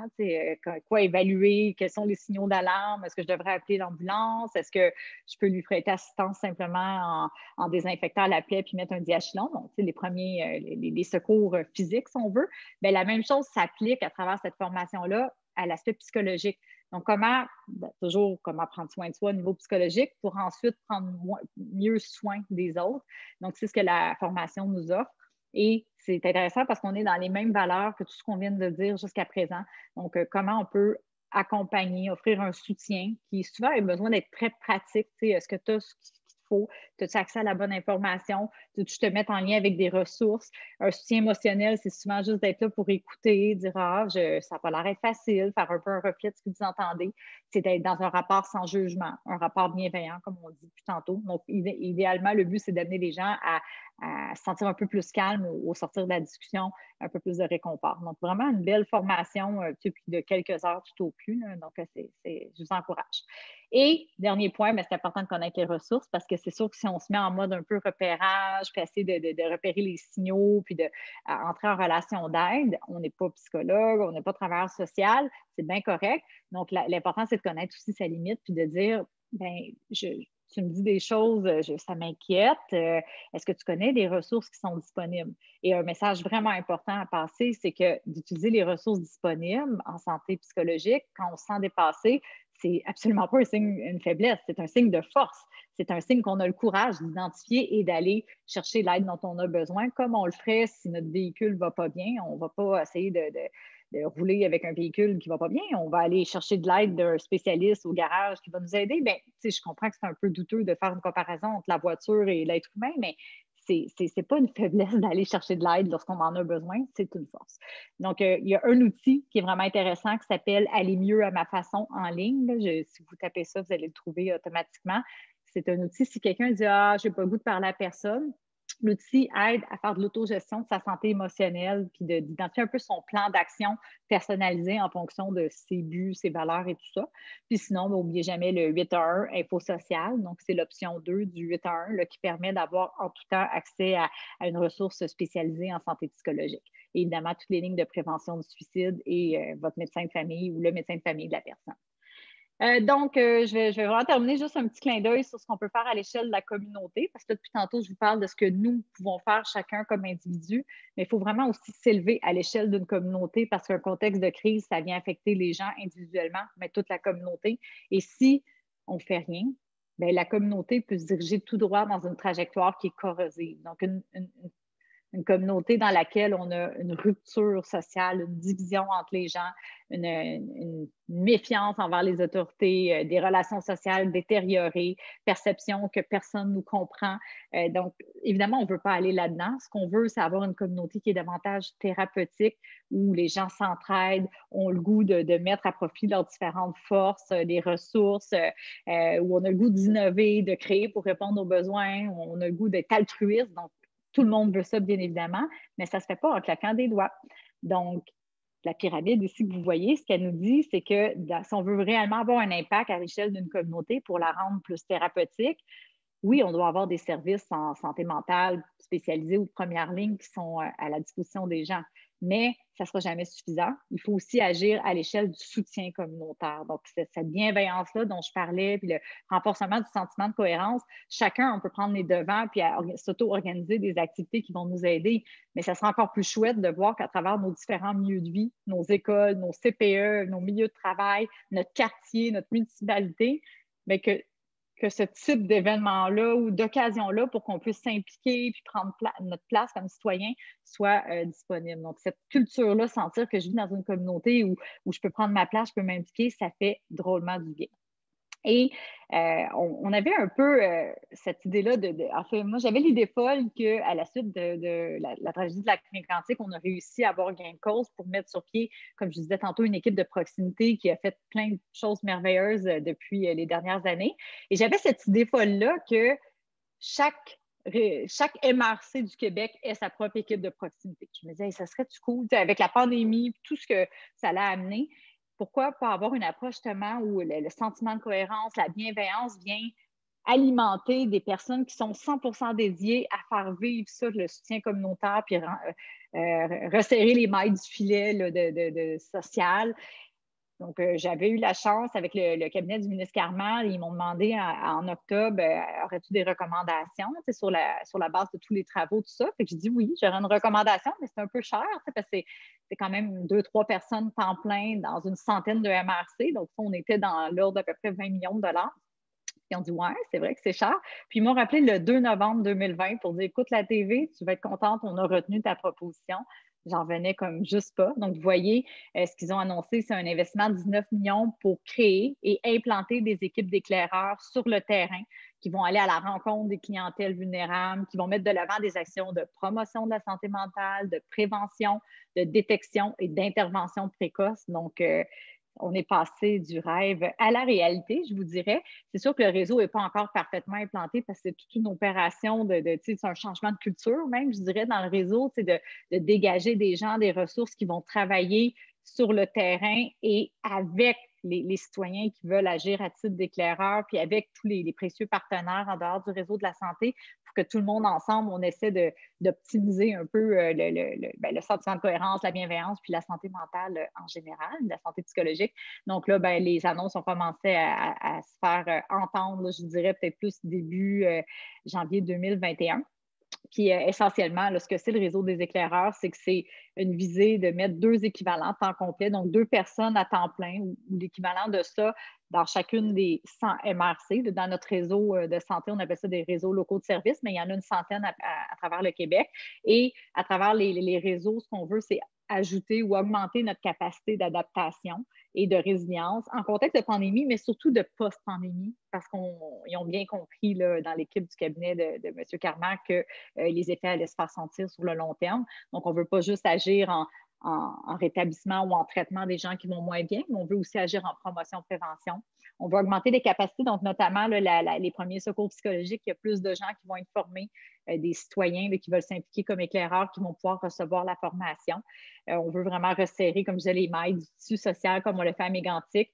Le but, ce n'est pas de repartir à nouveau, mais c'est de partir des forces d'une communauté, puis d'avoir une lecture commune de c'est qui nos champions de la communauté, puis de les connecter un petit peu mieux ensemble pour que tout le monde on travaille dans le même sens en ce qui a trait à la santé psychologique. Puis, tantôt, je vous parlais de l'après, dans le temps de l'Holocauste, là, quand ils ont étudié le sentiment de cohérence, bien, tout ça, ça porte un nom, c'est la théorie de la salutogénèse. Donc, d'avoir une culture davantage de salutogénèse et de concertation dans les communautés. Donc, salutogénèse, ce que ça veut dire, c'est d'essayer de s'intéresser, d'avoir une approche, une perspective sur qu'est-ce qui crée de la santé et du bien-être plutôt que de la pathogénèse qu'on étudie en médecine, de ce qui crée la maladie et les problèmes. Donc, c'est vraiment un changement de culture assez important à faire dans notre réseau de la santé. Puis ça, je suis très, très contente qu'on aille dans ce sens-là. Et les éclaireurs, bien, ce ne sont pas des gens du réseau de la santé. Donc, le réseau va avoir 2 équivalents temps complet dans chaque territoire. Et ces équivalents temps complets-là vont recruter des éclaireurs, des gens de la communauté, des personnes significatives qui ont le goût d'aider à repérer des gens en détresse, mais surtout de s'impliquer dans des projets pour mobiliser la communauté et la participation des gens. Et je suis quand même assez contente de voir que même notre premier ministre l'a reconnu, ce beau projet-là, parce que si vous allez trouver ça, entre autres, sur une balado sur Spotify ou d'autres endroits où on met des balados, mais en gros, ça s'appelle les pratiques prometteuses. Chaque province devait identifier une pratique qu'elle jugeait particulièrement prometteuse en regard de la santé psychologique. Et notre premier ministre a choisi le réseau des éclaireurs comme étant la pratique prometteuse qu'il voulait partager aux autres premiers ministres. Et quand même, je me dis, quand notre ministre délégué à la santé et services sociaux dit que la salutogénèse, je trouve ça intéressant, inspirant. Il faut être créatif et aller vers des gens. Je me dis, c'est quand même prometteur de voir qu'on est rendu là à l'échelle de notre belle province. Et je vous dirais aussi que cette approche-là qu'on a développée à Mégantic et là, en contexte de pandémie, c'est même cité en exemple en Angleterre, par exemple, ils viennent de sortir un rapport pour la pandémie où ils disent qu'on devrait s'inspirer de l'approche de proximité puis de créer des opportunités de s'impliquer comme citoyen, de donner du sens et tout ça. Donc, je me dis, bon, c'est rassurant de voir qu'on doit probablement être dans la bonne voie. Donc, j'espère que ça vous a plu. J'ai parlé beaucoup, mais j'espère que ça nous aura aidé à, premièrement, comprendre que les impacts psychosociaux sont déjà présents, vont durer longtemps, mais qu'on n'a pas dit notre dernier mot, que tous ensemble, on peut développer une meilleure compréhension commune de ces risques-là, mais aussi, surtout, de comment tous ensemble, on peut trouver des solutions, parce que des solutions, il y en a beaucoup, puis il est vraiment grand temps là, qu'on ait une action, pour lutter contre le virus, mais aussi également pour pas lutter, je dirais améliorer notre santé psychologique à tous. Donc, voilà. Merci beaucoup. Très intéressant. Je propose qu'on passe donc à des échanges. Ça peut être des échanges de questions. Moi, je vais me permettre pour commencer. On a eu 2 questions qui ont été nommées dans le chat. Donc, je vais pouvoir te les donner. La première question, c'était donc plus vraiment au début de la présentation.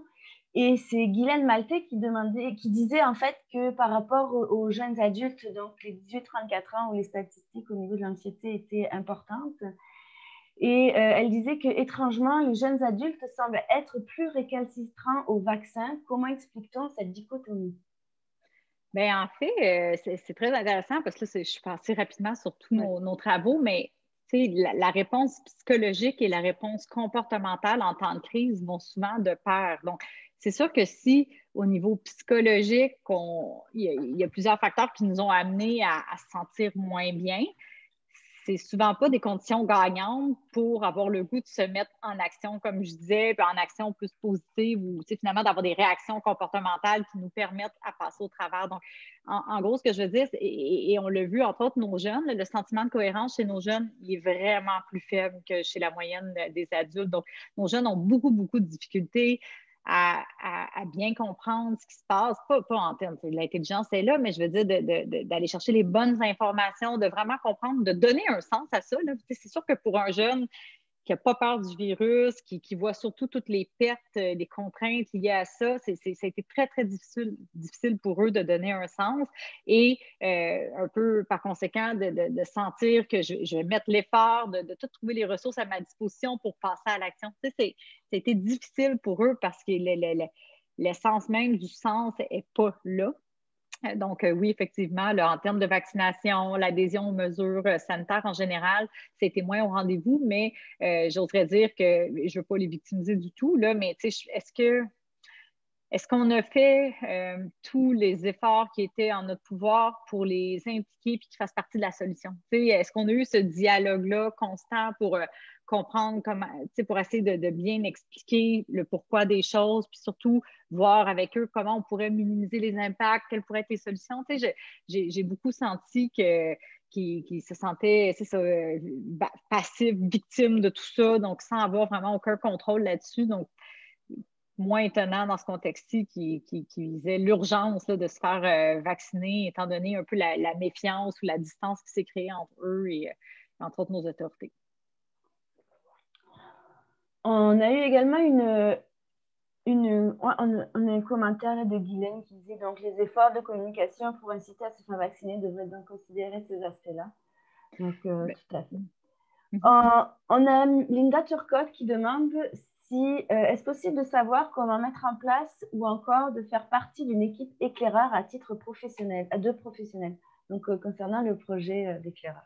Vous avez reçu. Oui, je me le fais souvent demander. C'est sûr que, comme je vous dis, c'est toute une aventure dans laquelle on s'est lancé là, entre l'idéation du projet puis le rendre concret là, sur le terrain. Donc là, en ce moment, je vous dirais que chaque région, chaque CCCIUS là, est en train de s'approprier ça et de former son équipe, là, les 2 personnes temps plein que je vous disais, mais c'est pas, ça peut être 3 personnes, 2 à demi-temps. Donc, toutes les formules sont possibles. C'est vraiment ça aussi. On a fait exprès d'aller dans une logique de flexibilité. On ne voulait pas imposer un modèle parce qu'il fonctionne à Mégantic. Il n'y a rien qui dit que c'est comme ça que ça va fonctionner à Montréal. Donc, on voulait vraiment dire voici les grands principes, mais c'est un peu à vous de vous forger votre propre modèle. On vous donne les sous, là, finalement, puis les grands principes, puis après ça, c'est un peu à vous.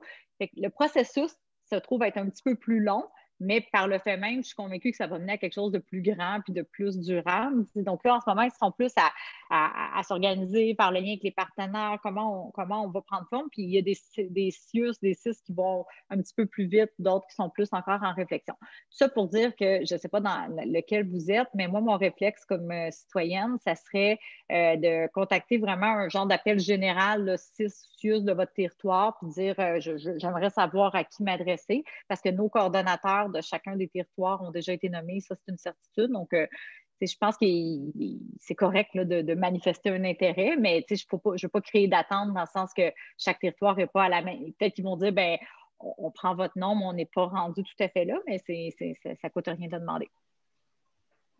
Merci.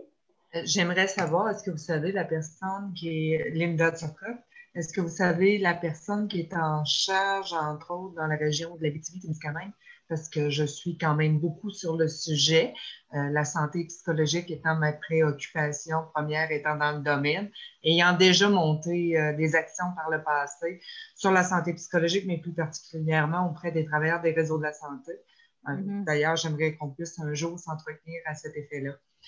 Parce que c'est un programme qui était sur la prévention de la santé psychologique au travail des réseaux de santé, qui avait donné des résultats, mais comme on sait, le curatif, j'étais dans un mode préventif, donc souvent, par la suite, les préventifs, il y a souvent des fins de programme et on mise sur le curatif. J'espère avoir la chance d'échanger avec vous là-dessus. Merci pour votre précieux temps et de m'envoyer les coordonnées si c'est possible au niveau de la personne contact en Abitibi-Témiscamingue. Merci. Désolée de ça que je prends. Mais non, c'est fait pour ça. C'est ça, je ne les connais pas par cœur. Là, on a une liste, mais direct comme ça, je ne l'ai pas. Je ne sais pas trop comment fonctionner. Comme je dis, le plus simple, ça serait, je pense, de passer. Chacun vous avoir un numéro général là, pour 6 CIUS, parce que même, c'est tellement flexible comme modèle que d'un 6 ou CIUS à l'autre, c'est même pas la même direction qui va le prendre. Par exemple, dans certains CIUS, ça va être une direction de santé publique qui chapeaute le programme. Dans un autre, ça peut être la direction de santé mentale. Donc, à la limite, en tout cas, c'est surtout ces deux directions-là. Donc, je ne pourrais même pas vous dire, appelez à votre CCCIUS et dites, je veux parler à la direction de santé mentale ou publique. C'est sûr que c'est ça, on n'en fait pas trop non plus la promotion grand public pour le moment parce qu'on on veut pas, comme je dis, c'est vraiment une histoire de processus, de bien mettre les choses en place. Ce que les partenaires ne veulent pas sur le terrain, et avec raison, c'est qu'on pousse un modèle tout canné d'avance qui ne répond pas bien aux besoins de la communauté. Donc, il faut comme se donner le temps. Fait que je pense vraiment que le plus simple, c'est d'appeler puis voir un peu et de stay tuned, comme on dit, là, de rester alerte. C'est sûr qu'il va y avoir des choses, mais je n'ai aucune idée. On est rendu où en Abitibi, comme j'ai aucune idée dans chaque région, c'est très, très variable. Puis même à l'intérieur d'une région, certains territoires MRC pourraient avoir déployé des choses alors que d'autres non. Puis oui, les organisateurs communautaires, je vois quelqu'un écrit ça, les organisateurs, aussi, j'imagine que c'est pour organisateurs communautaires, ce sont souvent des personnes assez centrales là, pour ce type de projet-là. Donc, si vous connaissez des organisateurs communautaires, c'est peut-être une bonne voie de passage pour savoir ce qui se passe dans votre région en regard du réseau des éclaireurs. Merci beaucoup. Merci. On va continuer. Juste avant de prendre une prochaine question, je veux simplement vous informer que je viens de mettre dans le chat un lien pour un petit sondage d'évaluation qui nous permet un peu de prendre vos commentaires, avis par rapport au webinaire pop-up que nous offrons. Donc, n'hésitez pas à nous le remplir, ça nous aide pour améliorer nos services. Donc, s'il y a d'autres personnes qui ont des questions, vous pouvez tout à fait allumer votre caméra et poser directement votre question à Mélissa. Donc, on va attendre, sinon ça mettrait fin à cette rencontre. Je vois que pour le webinaire, oui, je vois qu'il y a une question technique. Donc, où trouver l'enregistrement de ce webinaire? Vous allez recevoir par courriel le lien dès qu'il sera accessible sur notre site Internet. Mais sinon, vous pouvez également directement vous rendre sur le site Internet de l'ACSM filiale de Montréal. Et je vais vous mettre le lien dans le chat également. Donc, cela devrait être disponible d'ici les prochains jours.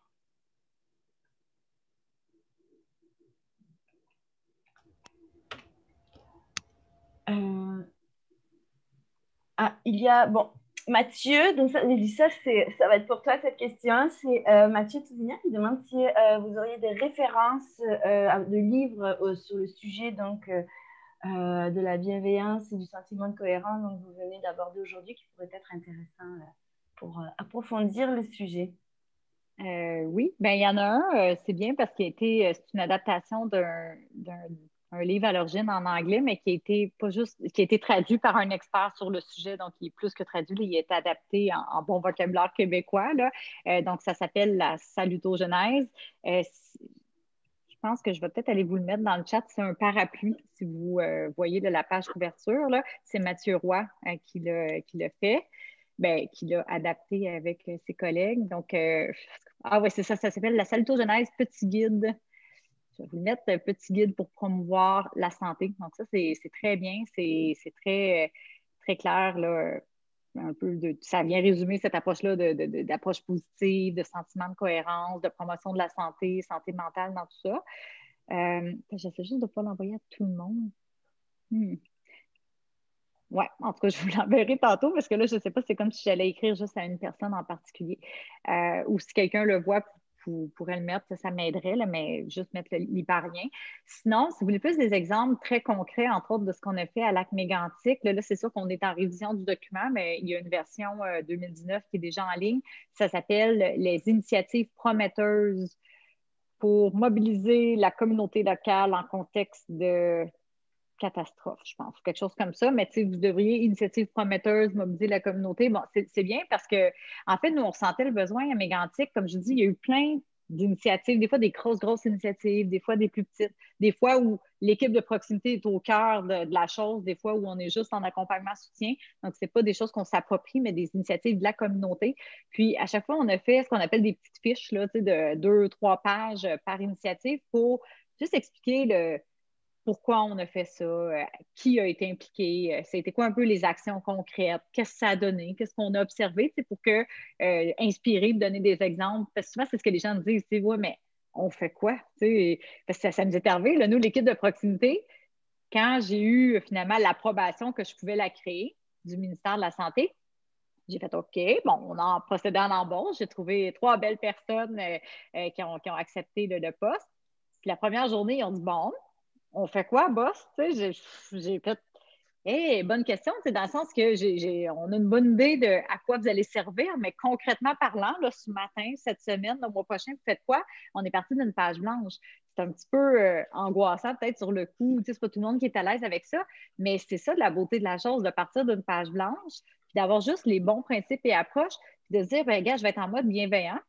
Je vais être en mode, je vais être attentif à ce qui se passe. On est parti avec du porte-à-porte, des rencontres d'organismes, d'essayer de vraiment prendre le pouls de la population. Puis, écoute, ça n'a pas pris grand temps que finalement, on a pris notre place dans la communauté. Puis là, les idées de projet ont émergé à grande vitesse. Mais tu sais, sur le coup, on s'est laissé l'espace d'arriver avec une programmation vide pour être sûr que chaque idée allait vraiment naître d'une observation d'un besoin sur le terrain.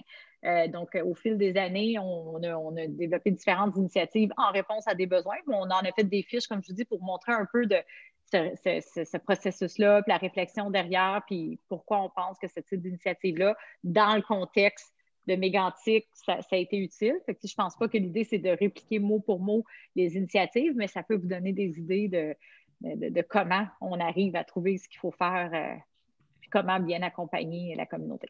En tout cas, à date, ça a porté fruit. Je n'ai pas trop parlé de Mégantic. Ben, j'ai peut-être beaucoup parlé de Mégantic, mais clairement, je peux aller dans les détails de tout ce qu'on fait, mais il se passe vraiment des belles choses. Là-bas, des beaux exemples de gens qui n'auraient pas été rejoints par le système de santé plus formel, puis qui ont réussi à retrouver une joie de vivre, une implication citoyenne parce qu'on leur a donné la chance de prendre leur place. C'est parce qu'il y en a que c'est à travers, comme je dis, le sport, d'autres, c'est s'impliquer dans des comités citoyens, d'autres, c'est par la photographie, l'art. Il faut juste multiplier les occasions d'aller chercher sa réponse. Sa quête de sens, ça peut se faire de plein de façons, mais ça peut faire des petits miracles. Il y a des gens qui s'en sont sortis simplement par ce type d'intervention-là plutôt que des approches plus thérapeutiques classiques. Merci. Beaucoup de messages qui te remercient pour la pertinence, je te le dis aussi. En plus des questions, il y a beaucoup de gens qui disent merci et qui ont vraiment apprécié la rencontre. On a également Roxane Cloutier qui nous demande quelle approche privilégier avec les adolescents en secondaire lors du retour en classe. Ça, on fait beaucoup. Ben, puis là, ça, je trouve ça intéressant parce que c'est un bel exemple que, comme je vous dis, c'est un peu moi comment je me suis sentie avec l'équipe à Mégantic quand, au début, je n'ai pas trop réfléchi. On a fait des enquêtes populationnelles de santé pour voir comment les gens se portaient, sans trop savoir pourquoi je le faisais. Je me disais, il faut d'abord comprendre. Quand j'ai vu qu'il y avait beaucoup de détresse, c'est là que j'ai fait OK, on fait quoi? C'est un peu ça. Là. OK, c'est beau, vous m'avez convaincu, mais on fait quoi? Donc, mais en fait, puis jusqu'à temps que j'ai compris que, savez-vous quoi, c'est comme correct de ne pas savoir exactement quoi faire. Je pense que c'est même souhaitable, dans le sens que si vous arrivez avec un plan d'intervention sans même avoir consulté les principaux intéressés, ils risquent de pas mal moins pogner votre plan d'intervention, vous comprenez? Donc, s'il y a une affaire, je sais qu'il y a des gens de mon équipe qui sont avec nous, là, qu'on dit tout le temps, c'est notre mantra. Ce qu'on vise avant tout, c'est pas tant le résultat, mais le processus. Donc, le processus, c'est de dire, bon, j'ai une apparence de besoin important dans un milieu donné, une école secondaire, par exemple, qui a une culture, qui a sa propre historique, qui a son contexte. Donc, ce qui va marcher dans cette école-là ne marchera peut-être pas dans l'autre école. Donc, le processus, c'est de mettre en place un processus où est-ce que, premièrement, les jeunes, ils ont une voix et le personnel aussi, bien sûr, pour peut-être pas moi, mon réflexe, ça serait de dire, je vais faire un petit comité, peut-être même là, avant la fin des classes, peut-être dès la rentrée des classes, je vais préparer ça pour qu'on commence bien. Un petit comité qui mêle personnel et jeunes, d'essayer d'aller chercher différents types de voix, là, pas toujours les mêmes, pour être capable d'ensemble identifier qu'est-ce qui vous ferait le plus de bien. Puis c'est là qu'on peut regarder les différents domaines d'activité que je vous ai montrés. Moi, c'est sûr qu'on a toujours en tête que de diversifier à travers, comme je disais, des activités à composante artistique, culturelle, à composante sport, loisir, à composante d'expression de soi, de pleine conscience, de méditation, yoga, et tout ça peut bien fonctionner, mais sous quelle forme, comment on veut le faire? On veut-tu en faire un gros projet ou des petits succès, des petits projets? Qui veut s'impliquer? Je vous le dis, vous allez créer plus de bien en mettant en place ce processus-là participatif qu'en faisant l'activité en elle-même. Vous comprenez? Donc, exemple, vous voulez partir quelque chose en lien avec la pleine conscience, vous voulez, je sais pas, moi, dire, hey, on avait un local, puis on va en faire un local zen, où est-ce que les jeunes vont pouvoir aller chiller, je sais pas, je dis n'importe quoi.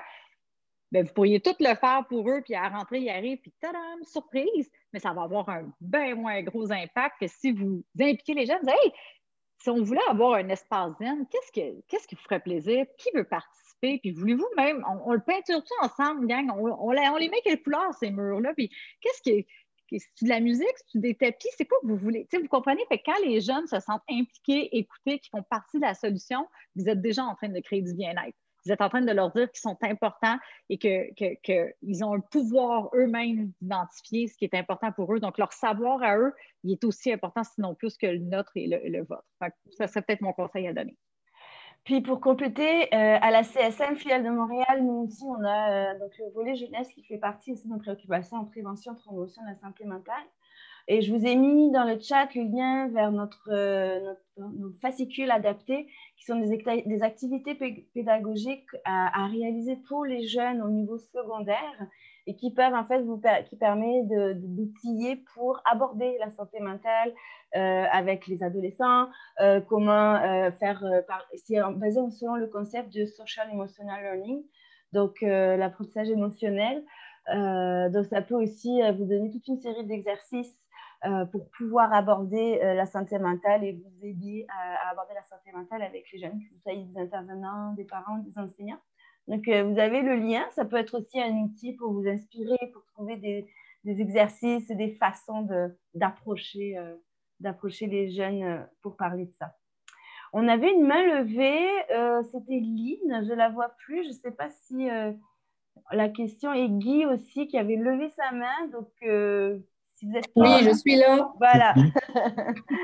Donc là, je ne sais pas qui l'a problème, mais là, puis l'autre après. Allez-y, Guy, je vais y aller après. OK, merci. J'aimerais remercier Dr. Généreux. Je trouve ça très intéressant, le webinaire. Puis, par hasard, moi, hier, j'ai assisté au CA, au CIUS Mauricie Centre du Québec.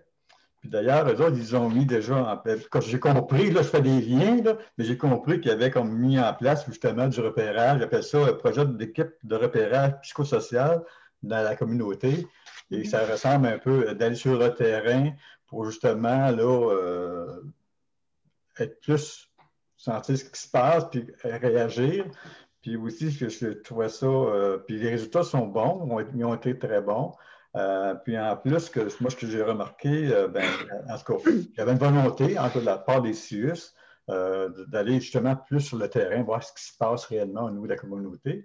Moi, je suis membre du comité des usagers là, sur le territoire de l'Athabasca de l'Érable, puis nous aussi, c'est notre intention d'être plus près des citoyens. Puis en tout cas, moi, je vais lire attentivement toutes les publications qui peuvent être émises par vous. Et puis, éventuellement, j'aimerais entrer en contact avec vous. Justement, on a un projet, on aimerait vous avoir comme conférencière, probablement. Fait que, je ne sais pas si on peut nous rejoindre. Ben, je peux Oui, mais là, je ne sais pas pourquoi à chaque fois que je veux écrire, je ne suis pas capable d'écrire à tous. C'est pas grave. Dites-moi, j'imagine que Mme Généreux avait être connue à Sherbrooke.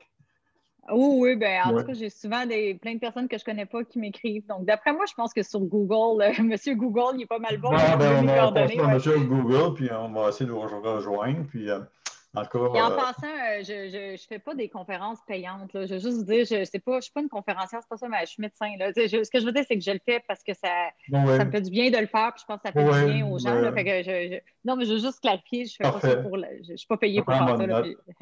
C'est ça que je vous avais dit aussi à mes collègues du Gard. Ces gens-là, ils font ça par plaisir, ils font ça comme beaucoup d'autres d'entre vous aussi qui en font des conférences. Là. Puis, en tout cas, c'est ça que je voulais vous dire, là, que dans le fond, ça semble porter fruit, finalement, des expériences qui ont lieu justement là, sur le territoire du granit. Puis, c'est ça.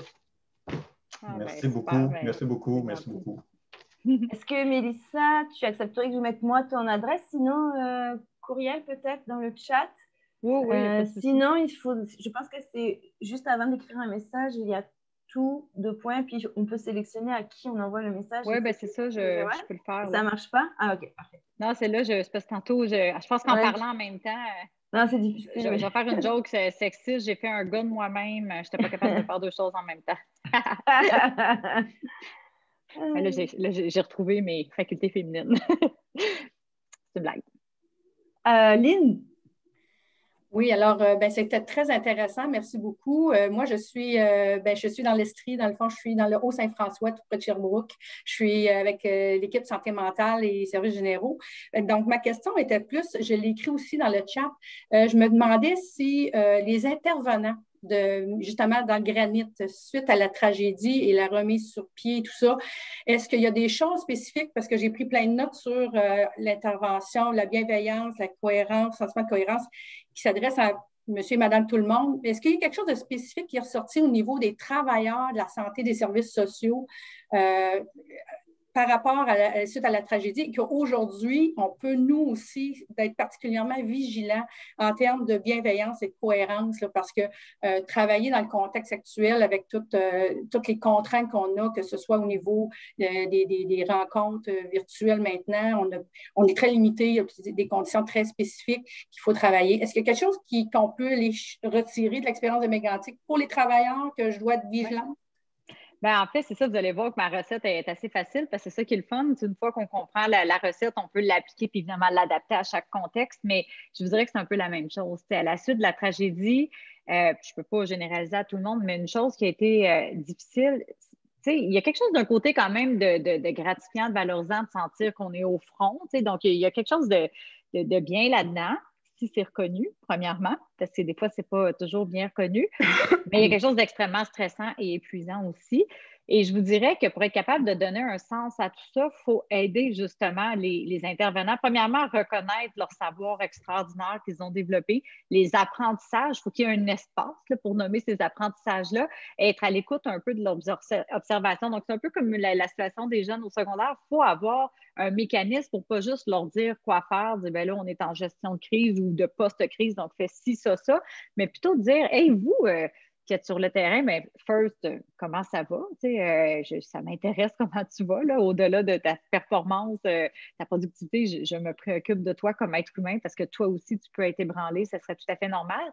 Mais deux, toi, comme personne extraordinaire qui a vu des choses, qui a compris des choses que personne d'autre a compris, y a-t-il quelqu'un qui t'a demandé si tu as des conseils, des leçons, des choses à partager? Et je vous le dis, malheureusement, ça n'arrive pas souvent. Puis je ne pense pas que c'est une mauvaise volonté du réseau, là. C'est juste que il y a un terme, moi, je trouve, qui est très parlant dans un contexte de crise ou de catastrophe en anglais, c'est disaster hangover. Là, on va tout avoir été, puis là, la pandémie, ça va être doublement terrible parce que on n'a pas géré un disaster, une crise pendant un mois. Là. On la gère pendant 15 mois et c'est pas fini. Fait que le hangover, là, quand on va sortir de là, il va être assez solide. Pensez à la fois que vous avez eu le plus mal à la tête et le goût de rien faire un lendemain de partir trop arrosé. Bien là, ça va être un petit peu comme ça qu'on va se sentir dans le sens de « Oh, parle-moi plus de ça, je ne veux plus revenir sur cet événement-là. » Pendant un bout, les gens vont avoir le réflexe de dire « Regarde, je suis écœurée, je veux juste me reposer, je ne veux plus en entendre parler. » Et je le comprends bien sincèrement, puis je pense qu'il y a probablement une petite période qui est normale, mais ce qu'il ne faut surtout pas, c'est de ne pas prendre cette occasion-là unique de l'après-crise pour apprendre.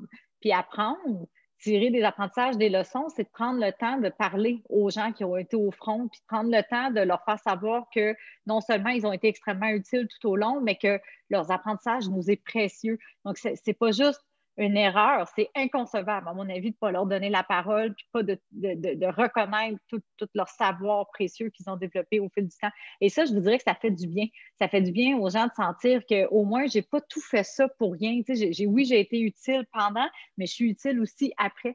Ça aide un peu à boucler la boucle et dire, ben moi aussi, justement, je prends du recul, je sens que j'ai appris puis ça a servi à quelque chose après. L'apprentissage collectif va être utile pour peut-être d'autres crises ou peut-être même améliorer les services au quotidien. Donc, je vous dirais que ça peut être par différentes formes d'échange, de communication, mais il faut se donner ce temps-là.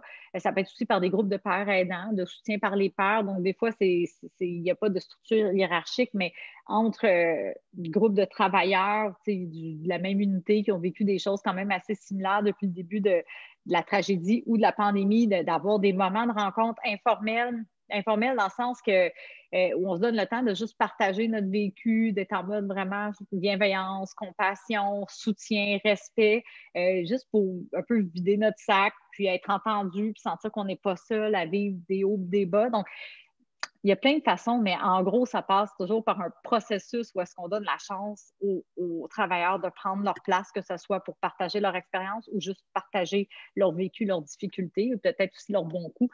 Et ça, je pense qu'il y a encore du travail à faire dans ce sens-là. Oui, oui. Un gros merci. J'ai pris des notes. Est-ce qu'il y aurait d'autres questions? Je vois aucune activité, donc ça mettrait fin à cette conférence. Merci beaucoup, Mélissa, pour ce partage.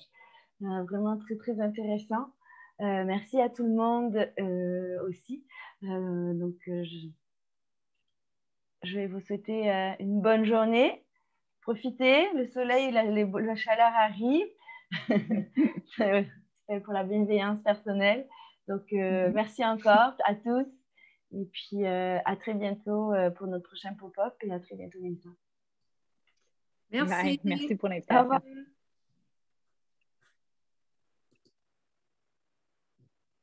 Merci beaucoup. Bonne journée. Bonne journée.